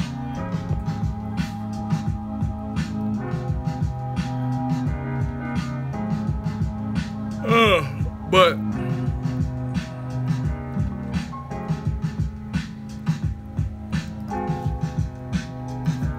listen, let's talk about Mikey Garcia is fighting Sergey Lipinets in February 10th or 11th at the Alamo Dome in San Antonio.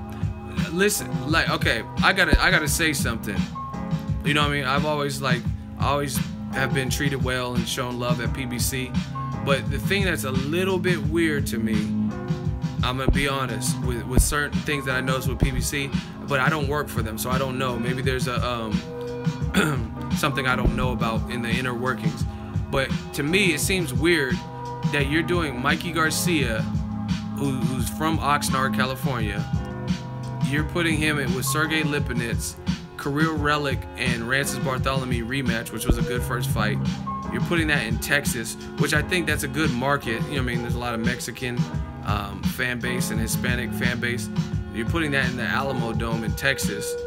instead of like maybe, because Rancis trains in like Vegas, Mikey trains in SoCal, so it seems kind of like a West Coast fight, but you're not doing it on the West Coast. You're putting it in Texas, which, you know what I mean, I don't have a problem with that, but it's weird that it seems like you would have put Errol Spence or Charlos in Texas at some point. Do you know what I'm saying? Since they're from Texas. You know what I mean? And you know, it might, to be honest, it could be a negotiation thing, because I've heard, I know for a fact of a fight with Sean Porter, and then the guy was not willing to take it at if it was in Vegas, because that's where Sean Porter lives now. You know what I mean? So it might be something like that. Maybe they don't Sergey Lipinets, because he has a title. Didn't Sergey Lipinets get the title? I'm trying to remember. Didn't Sergey Lipinets get a title that Crawford vacated because he was the next in line? But anyway, yeah, Sergey Lipinets. What's the name? I caught a bunch of bodies.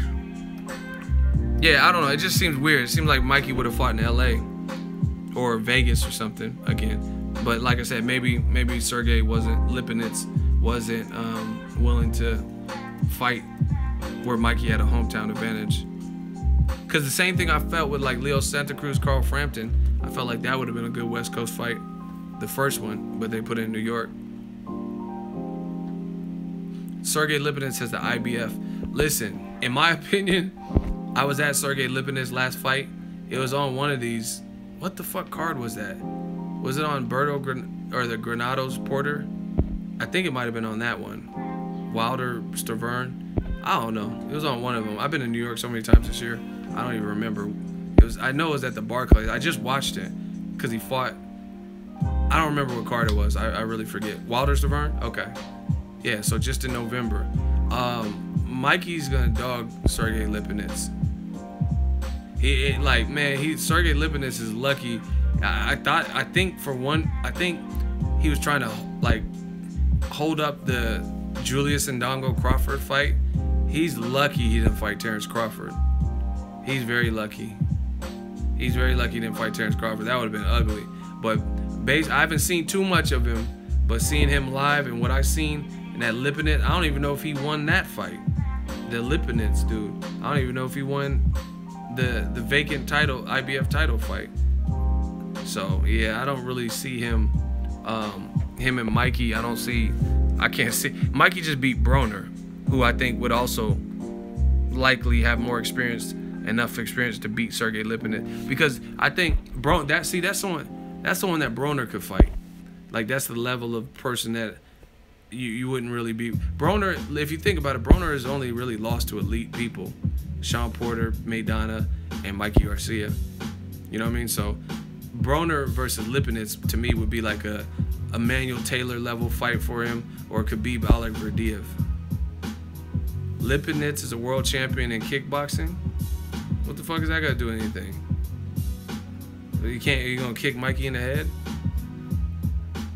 You know what I'm saying? What is him being a kickboxing champ? I don't have Chris Algieri is like that too, and Ruslan had his eye like, hey you guys, like, so what is it? That kickboxing shit don't mean nothing. Algieri got knocked down by little ass Pacquiao 6 times. Yeah, I can't see Mikey Garcia losing to Sergey Lipinets. But see, I mean, he even looked unsure in his box rec pick. He don't even look confident. He's like, I think I could beat Mikey. I'm not really sure if I can. He has a 77% knockout ratio. What the fuck? I didn't see. It didn't look like he had that much power to me like that. Who the fuck did he fight for that vacant belt, man? Yeah, that Cairo Kondo dude. He arguably won. I don't know. I'm not trying to trash Sergey Lipowitz, whatever his name is, Lipinets, Bigger Tits, whatever his name is. I'm not trying to trash him, but from what I seen, I didn't see like he didn't look like nothing. He didn't look like nothing. Mikey, like I said, if Mikey could beat Broner at 40, when Broner's fought at higher weights than 40, 44 with Sean Porter and Maidana at 47, then I don't see what Lipinets is gonna see. He said Sergey Licorice. That's what I'm saying. I don't really see what he's gonna do for Mikey. But it's a good fight for Mikey because he has the IBF title and they're fighting for a vacant WBA. So that motherfucker Mikey gonna have 2 of Crawford's old belts just like that.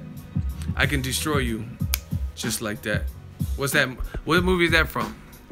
He said, I could destroy you just like that. And he said, and nobody will have to get destroyed just like that. Jeffrey Guy came through clutch. Golden Child, yep. He said, I want the knife, please. It's from the Golden Child. He said, I can destroy you just like that. And then Eddie Murphy was like, and nobody would have to get destroyed just like that. See, y'all don't know about classic movies. See, that's the thing. Y'all just here for the moment. Lomachenko is a badass right now, and that's what it's all about to you guys. It's like who's popping right this second. You know what I'm saying? Fuck Tommy Hearns and people that paved the way. Roberto Duran, Floyd, Pacquiao. Fuck all of them. It's who's popping now. And that's how this society is. Hey, you're tripping. He said the movie was garbage, but Eddie was on fire. Golden Child is a classic. You're tripping. That little... You're tripping. He said the Golden Child was trash. That's a classic. He said, y'all seen a butt-naked midget walking around with $100? He said, I'm gonna batter your ass with this roll. I'm gonna roll your ass till it bleed. You're tripping. He said, I'm gonna roll your ass till it bleed. That shit was funny as fuck.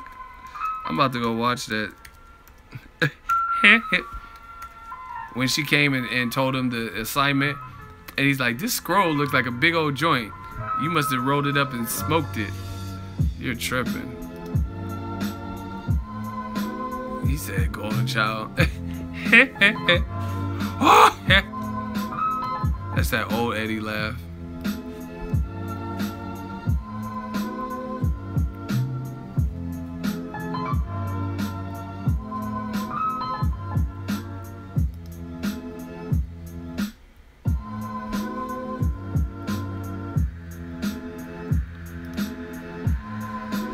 Hey, y'all want me to fuck up your childhood?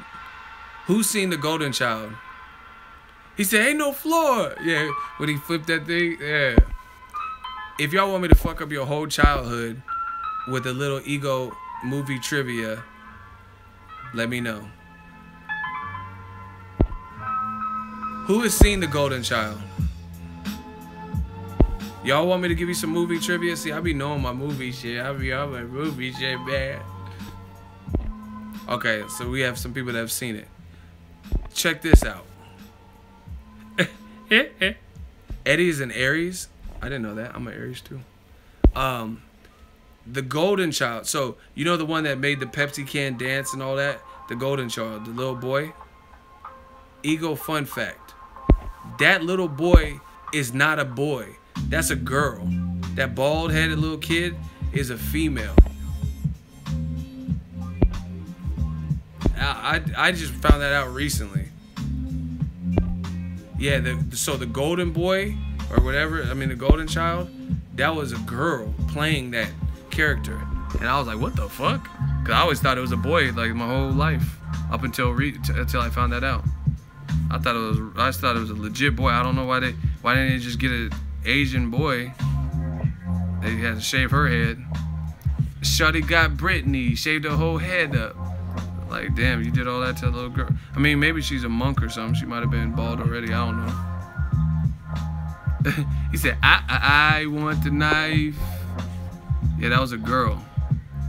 Crazy, huh? See, I like them little fun facts. Yeah, that's a girl. Yeah, I gotta catch Stranger Things. A lot of people saying good stuff about it. Yeah, Mikey Garcia, that's a good fight. Good fight for him. If he stays at 140, then that Lomachenko fight ain't happening.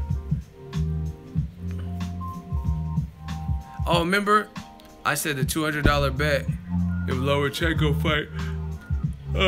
If we fight Mikey next, but that shit ain't happening. But even if it did, even if he wasn't fighting, I still don't see it happening.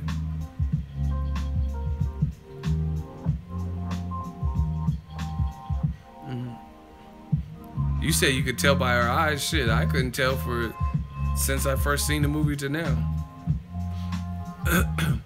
There's good fights at 140 for Mikey. Like Regis Progress, I think is gonna fight Victor Postal. That's a good fight. Amir Imam and Jose Ramirez. That's a good fight. So I like this move from Mikey. But see, listen. You know this game is fucking crazy.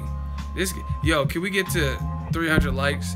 This game is fucking crazy. Mikey is another person, you know what I mean? Since I only like black fighters and all this other dumb shit y'all be saying, even though I'm biracial, but whatever, that's cool. The funny thing is, with Mikey Garcia, he's pretty underrated because like when I rate people, like when I'm looking at stuff, I look at everything considered with their fight, with them as a fighter. And Mikey, since the top rank thing, and even before that, but I'm talking about his current career, with that, he's taking risks. He's staying at 140 when he has a title at 135. So he gonna be on some Conor McGregor shit unless he gets stripped of the lightweight title. But the fight's coming up in February, so it's coming up pretty quick. So if you think about it, this motherfucker's gonna have unless they strip him, and I don't think they've stripped him already, but this motherfucker Mikey's gonna have a lightweight title. What titles he has? He has a WBC lightweight title from Dejan Zlaticanin, and he's gonna have an IBF and a WBA if he could beat Sergey Lipinets at 140. See, this is what I'm talking about. A lot of y'all motherfuckers, Lomachenko is talented, but when is he taking risks like that? Mikey's gonna be a fucking Conor McGregor in boxing. And what I mean by that is because Conor had the featherweight title, which he probably should have got stripped of that because he was holding on to it without defending. But whatever, they let him keep it, and then he beat Eddie Alvarez for the lightweight title. So at the end, he had titles. Mikey's gonna have 3 titles in 2 fucking divisions simultaneously. Again, unless he's been stripped, which I've never heard about, or unless he loses or some shit. Mikey's gonna be a dual champion in 2 divisions, but like I said, Lomachenko's getting all the praise for being #1. That's what I'm saying. Like, when Lomachenko is taking some risks, and part of his risk come from having an illustrious 400 fights, so he's ready for the moments. So that's why he's on the fast track. But Mikey's taking different types of risks, from being inactive, having 1 tune-up fight against a little guy, and then fighting a champion like Dejan Zlaticanin, who had a 91% knockout ratio. 91% knockout ratio.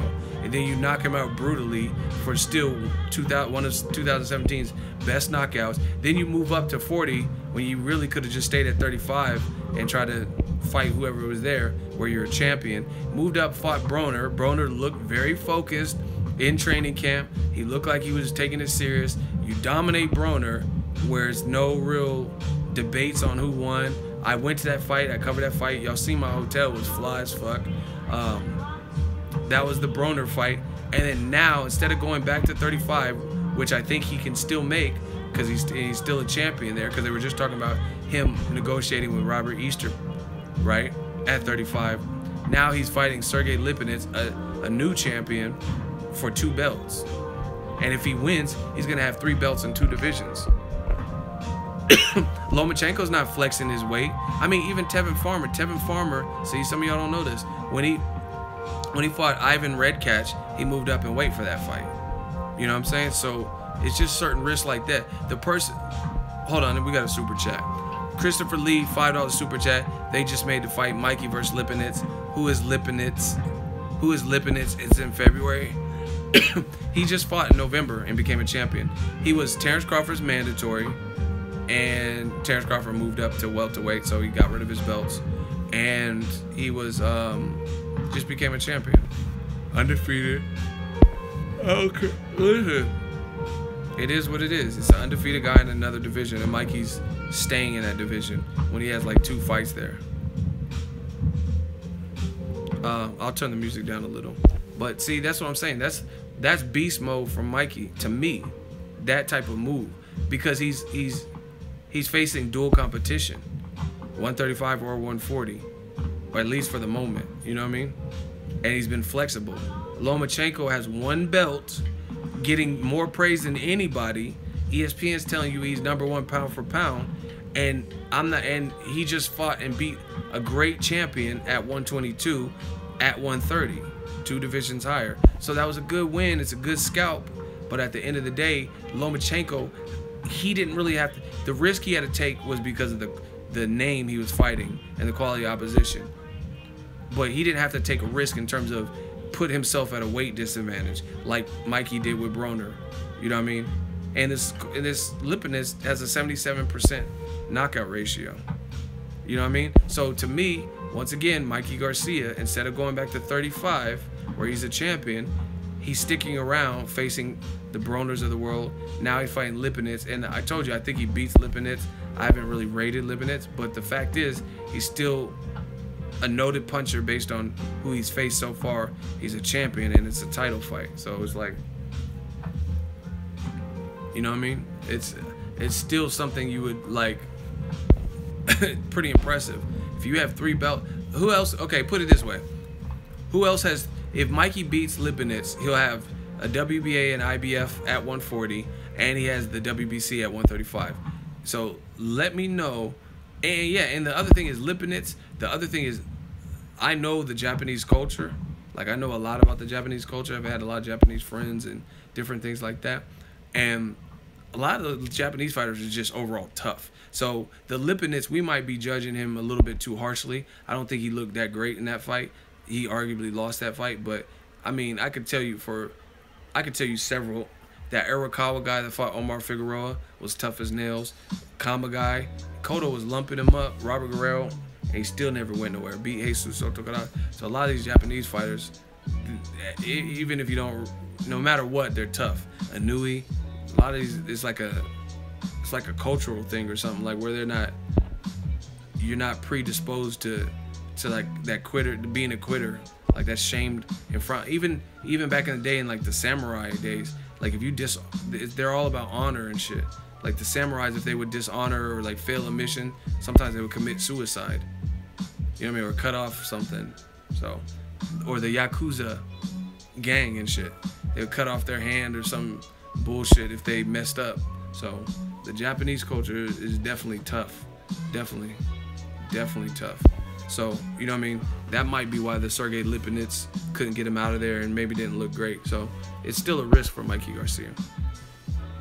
So to me, name someone else who has multiple belts in 2 divisions in boxing. You know what I mean? Because in February 11th, and Mikey, if all goes well for him, he's going to have that. So, you know what I mean? And see, this is what I'm telling you guys about old media. They're making it worse and worse for Lomachenko. I can't stress that enough. You can take it how you want, but they're making it worse and worse because they're putting him above everybody, including Floyd and Muhammad Ali and Pacquiao, all these people, saying what he can do in the future. But now people are going to want to see that. People aren't going to want to just read about it and say, oh, he's better than Ali, but then you fight Miguel Mariaga. What? You know what I'm saying? People are going to want to see you like, hey, move up. If you can't get the top fights at 130, move up. Mikey Garcia did. Mikey Garcia could have easily stayed at 35, fought top 10 guy. You know what I'm saying? But he's not it. He's like, I want that top rank bullshit. I got no time to waste. So Broner was available that fight. Showtime wanted to fight at 140, so he moved up. You know what I'm saying? And that's the thing. And see, listen, I'm killing you boys. New media is killing you boys. Floyd Mayweather. That's the thing. Lomachenko, Golovkin could have did the same thing, but we'll use Floyd. Floyd Mayweather. He didn't stay at 54. He moved up for De La Hoya, beat him, and moved back down. Moved up for Cotto, beat him, and moved back down. And then he moved up again for Canelo at a catchweight at 152, and he moved up again for Conor McGregor. So even after he beat Canelo, he didn't just stay at 54. He moved down to fight Maidana. You know what I'm saying? So if Lomachenko, he's #1 pound for pound, and everybody hypothetically is ducking you at 130. People forget you could do what Mikey Garcia is doing now. Do what Floyd did. Be flexible. You know what I'm saying? I mean, even Cotto fought at 159, which is basically 160 against Sergio Martinez, but then he didn't stay up there. He went back down to 154, 155-ish.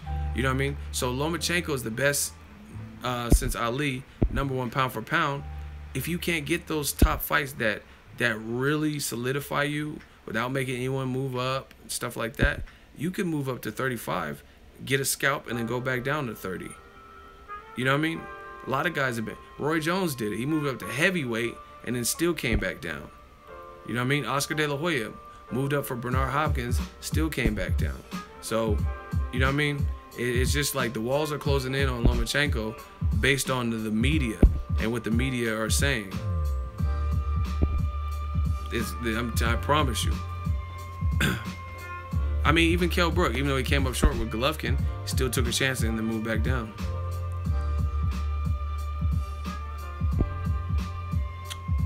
Does David Thomas want the hot seat? He said, great list, Dan. I don't think it's a great list. Should I put him in the hot seat?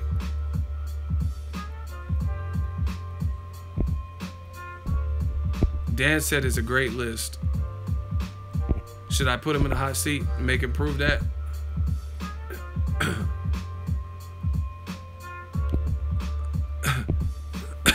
All right, Dan, you in the hot seat. How is that a great list?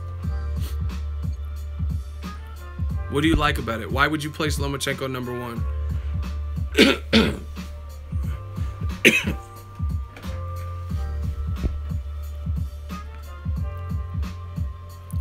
Yeah, Chin Smoke. I'm about to get him, but he not gonna get mercy. All right, Dan, where you at? We gonna call you Duckin' Dan, cause you ducking me. So why do you like it? He's #1 with the 11 fights and a loss. So I wanna know why you feel that's a great list, Dan. And it wasn't just Dan that made the list, but you don't know shit about boxing, so you didn't know that.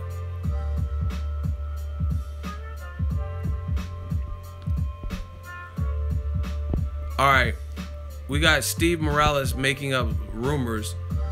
Should I block him? He says, is it true you're deleting old Lomachenko videos? What video have I deleted? See, y'all not gonna just throw dirt on my name. Should I block Steve Morales for bringing up some stupid shit that didn't happen? What video did I delete? I did why would I, see, this is what I'm saying. This is what you guys gotta understand. I get paid off of videos. Why would I delete a video? Even if it's controversial. My Lomachenko Rigondeaux live stream has 70,000 plus views. Why would I delete that when I get paid off of that? I don't even read the comments after, you know what I mean? But once again, y'all want to say stupid shit, and I don't know who said that or believe, but the fact that you would even believe that when my catalog is open and you can view it for yourself. What have I deleted? All the weigh-in videos? You out of here. He said, is it true? See, that's what happens. When they can't fuck with me in the hot seat, they resort to making up shit. He talking about, hey, is it true? What do you mean, is it true? I never even heard that. I never heard anyone say I deleted it. Why would I delete videos when I get paid off of them? That doesn't even make sense. Anywho, where's this hot seat? Who's this dude in the hot seat? See, they be trying to double team me and I be forgetting. Dan? Who is it? Did he respond? Did Dan respond? They can't put me in the hot seat. I'll bury these dudes. He responded? Dan ran? Or what is that dude's name that's in the hot seat? He said, great list, Dan. All right, respond again. You're not even the person. What do you mean? He said I responded 5 times. I seen the guy's picture. That's not even the guy. David Thomas, you the one. He said there's that list again. You bugging. No, you said great list. How is that a great list, Dave Thomas? I knew you would poke your face back up. Dave Thomas, your next response better be an answer. Okay, I didn't see it. You got one more response to tell me how that was a great list, Dan, which is what you said. Great list, Dan Rayfield. You the one that did it, because I remember your profile picture. So if your next response is anything other than explaining how it's a great list and why you put Lomachenko number 1, you're out of here. Disqualified.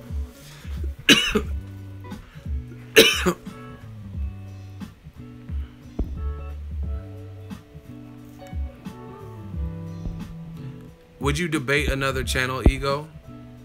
No. I mean, unless they making money like me and they got more views than me or more sub. I mean, why? Why would I? Why would I debate a channel that has, I have 100,000 plus subscribers and a verified channel? So if you ain't over that, then why would I debate you? Like, what's in it for me? And aside from that, I do my own thing. So like, what does another channel got to do with me?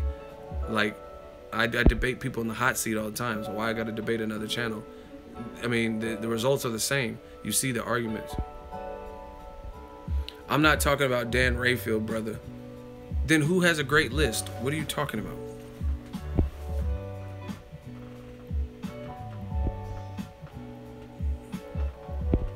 Man, whatever. Now he's changing. He's saying he wasn't talking about Dan Rayfield. Whatever. I'll let that slide because I don't know what you're talking about. I don't feel like babysitting this.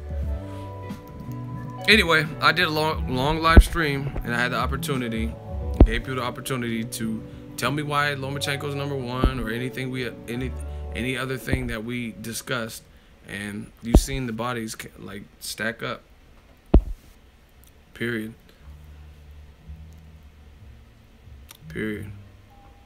So I'm gonna get out of here. Let me know what you guys think.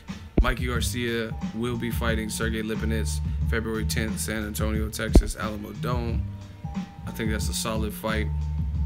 I might go to Texas. I don't know. Peace out, y'all. I might do another live stream later. Depends on. Oh, I thought someone said Lomachenko's number 1. I was about to ask you, but he said psych. Yeah, I think Garcia is too much for Lipinets from what I've seen. But again, like I said, Japanese fighters a lot of times are very tough. So maybe Lipinets just didn't look his best versus that. But based on everything I've seen, Mikey's the sure shot person I would lean towards. Peace out, y'all.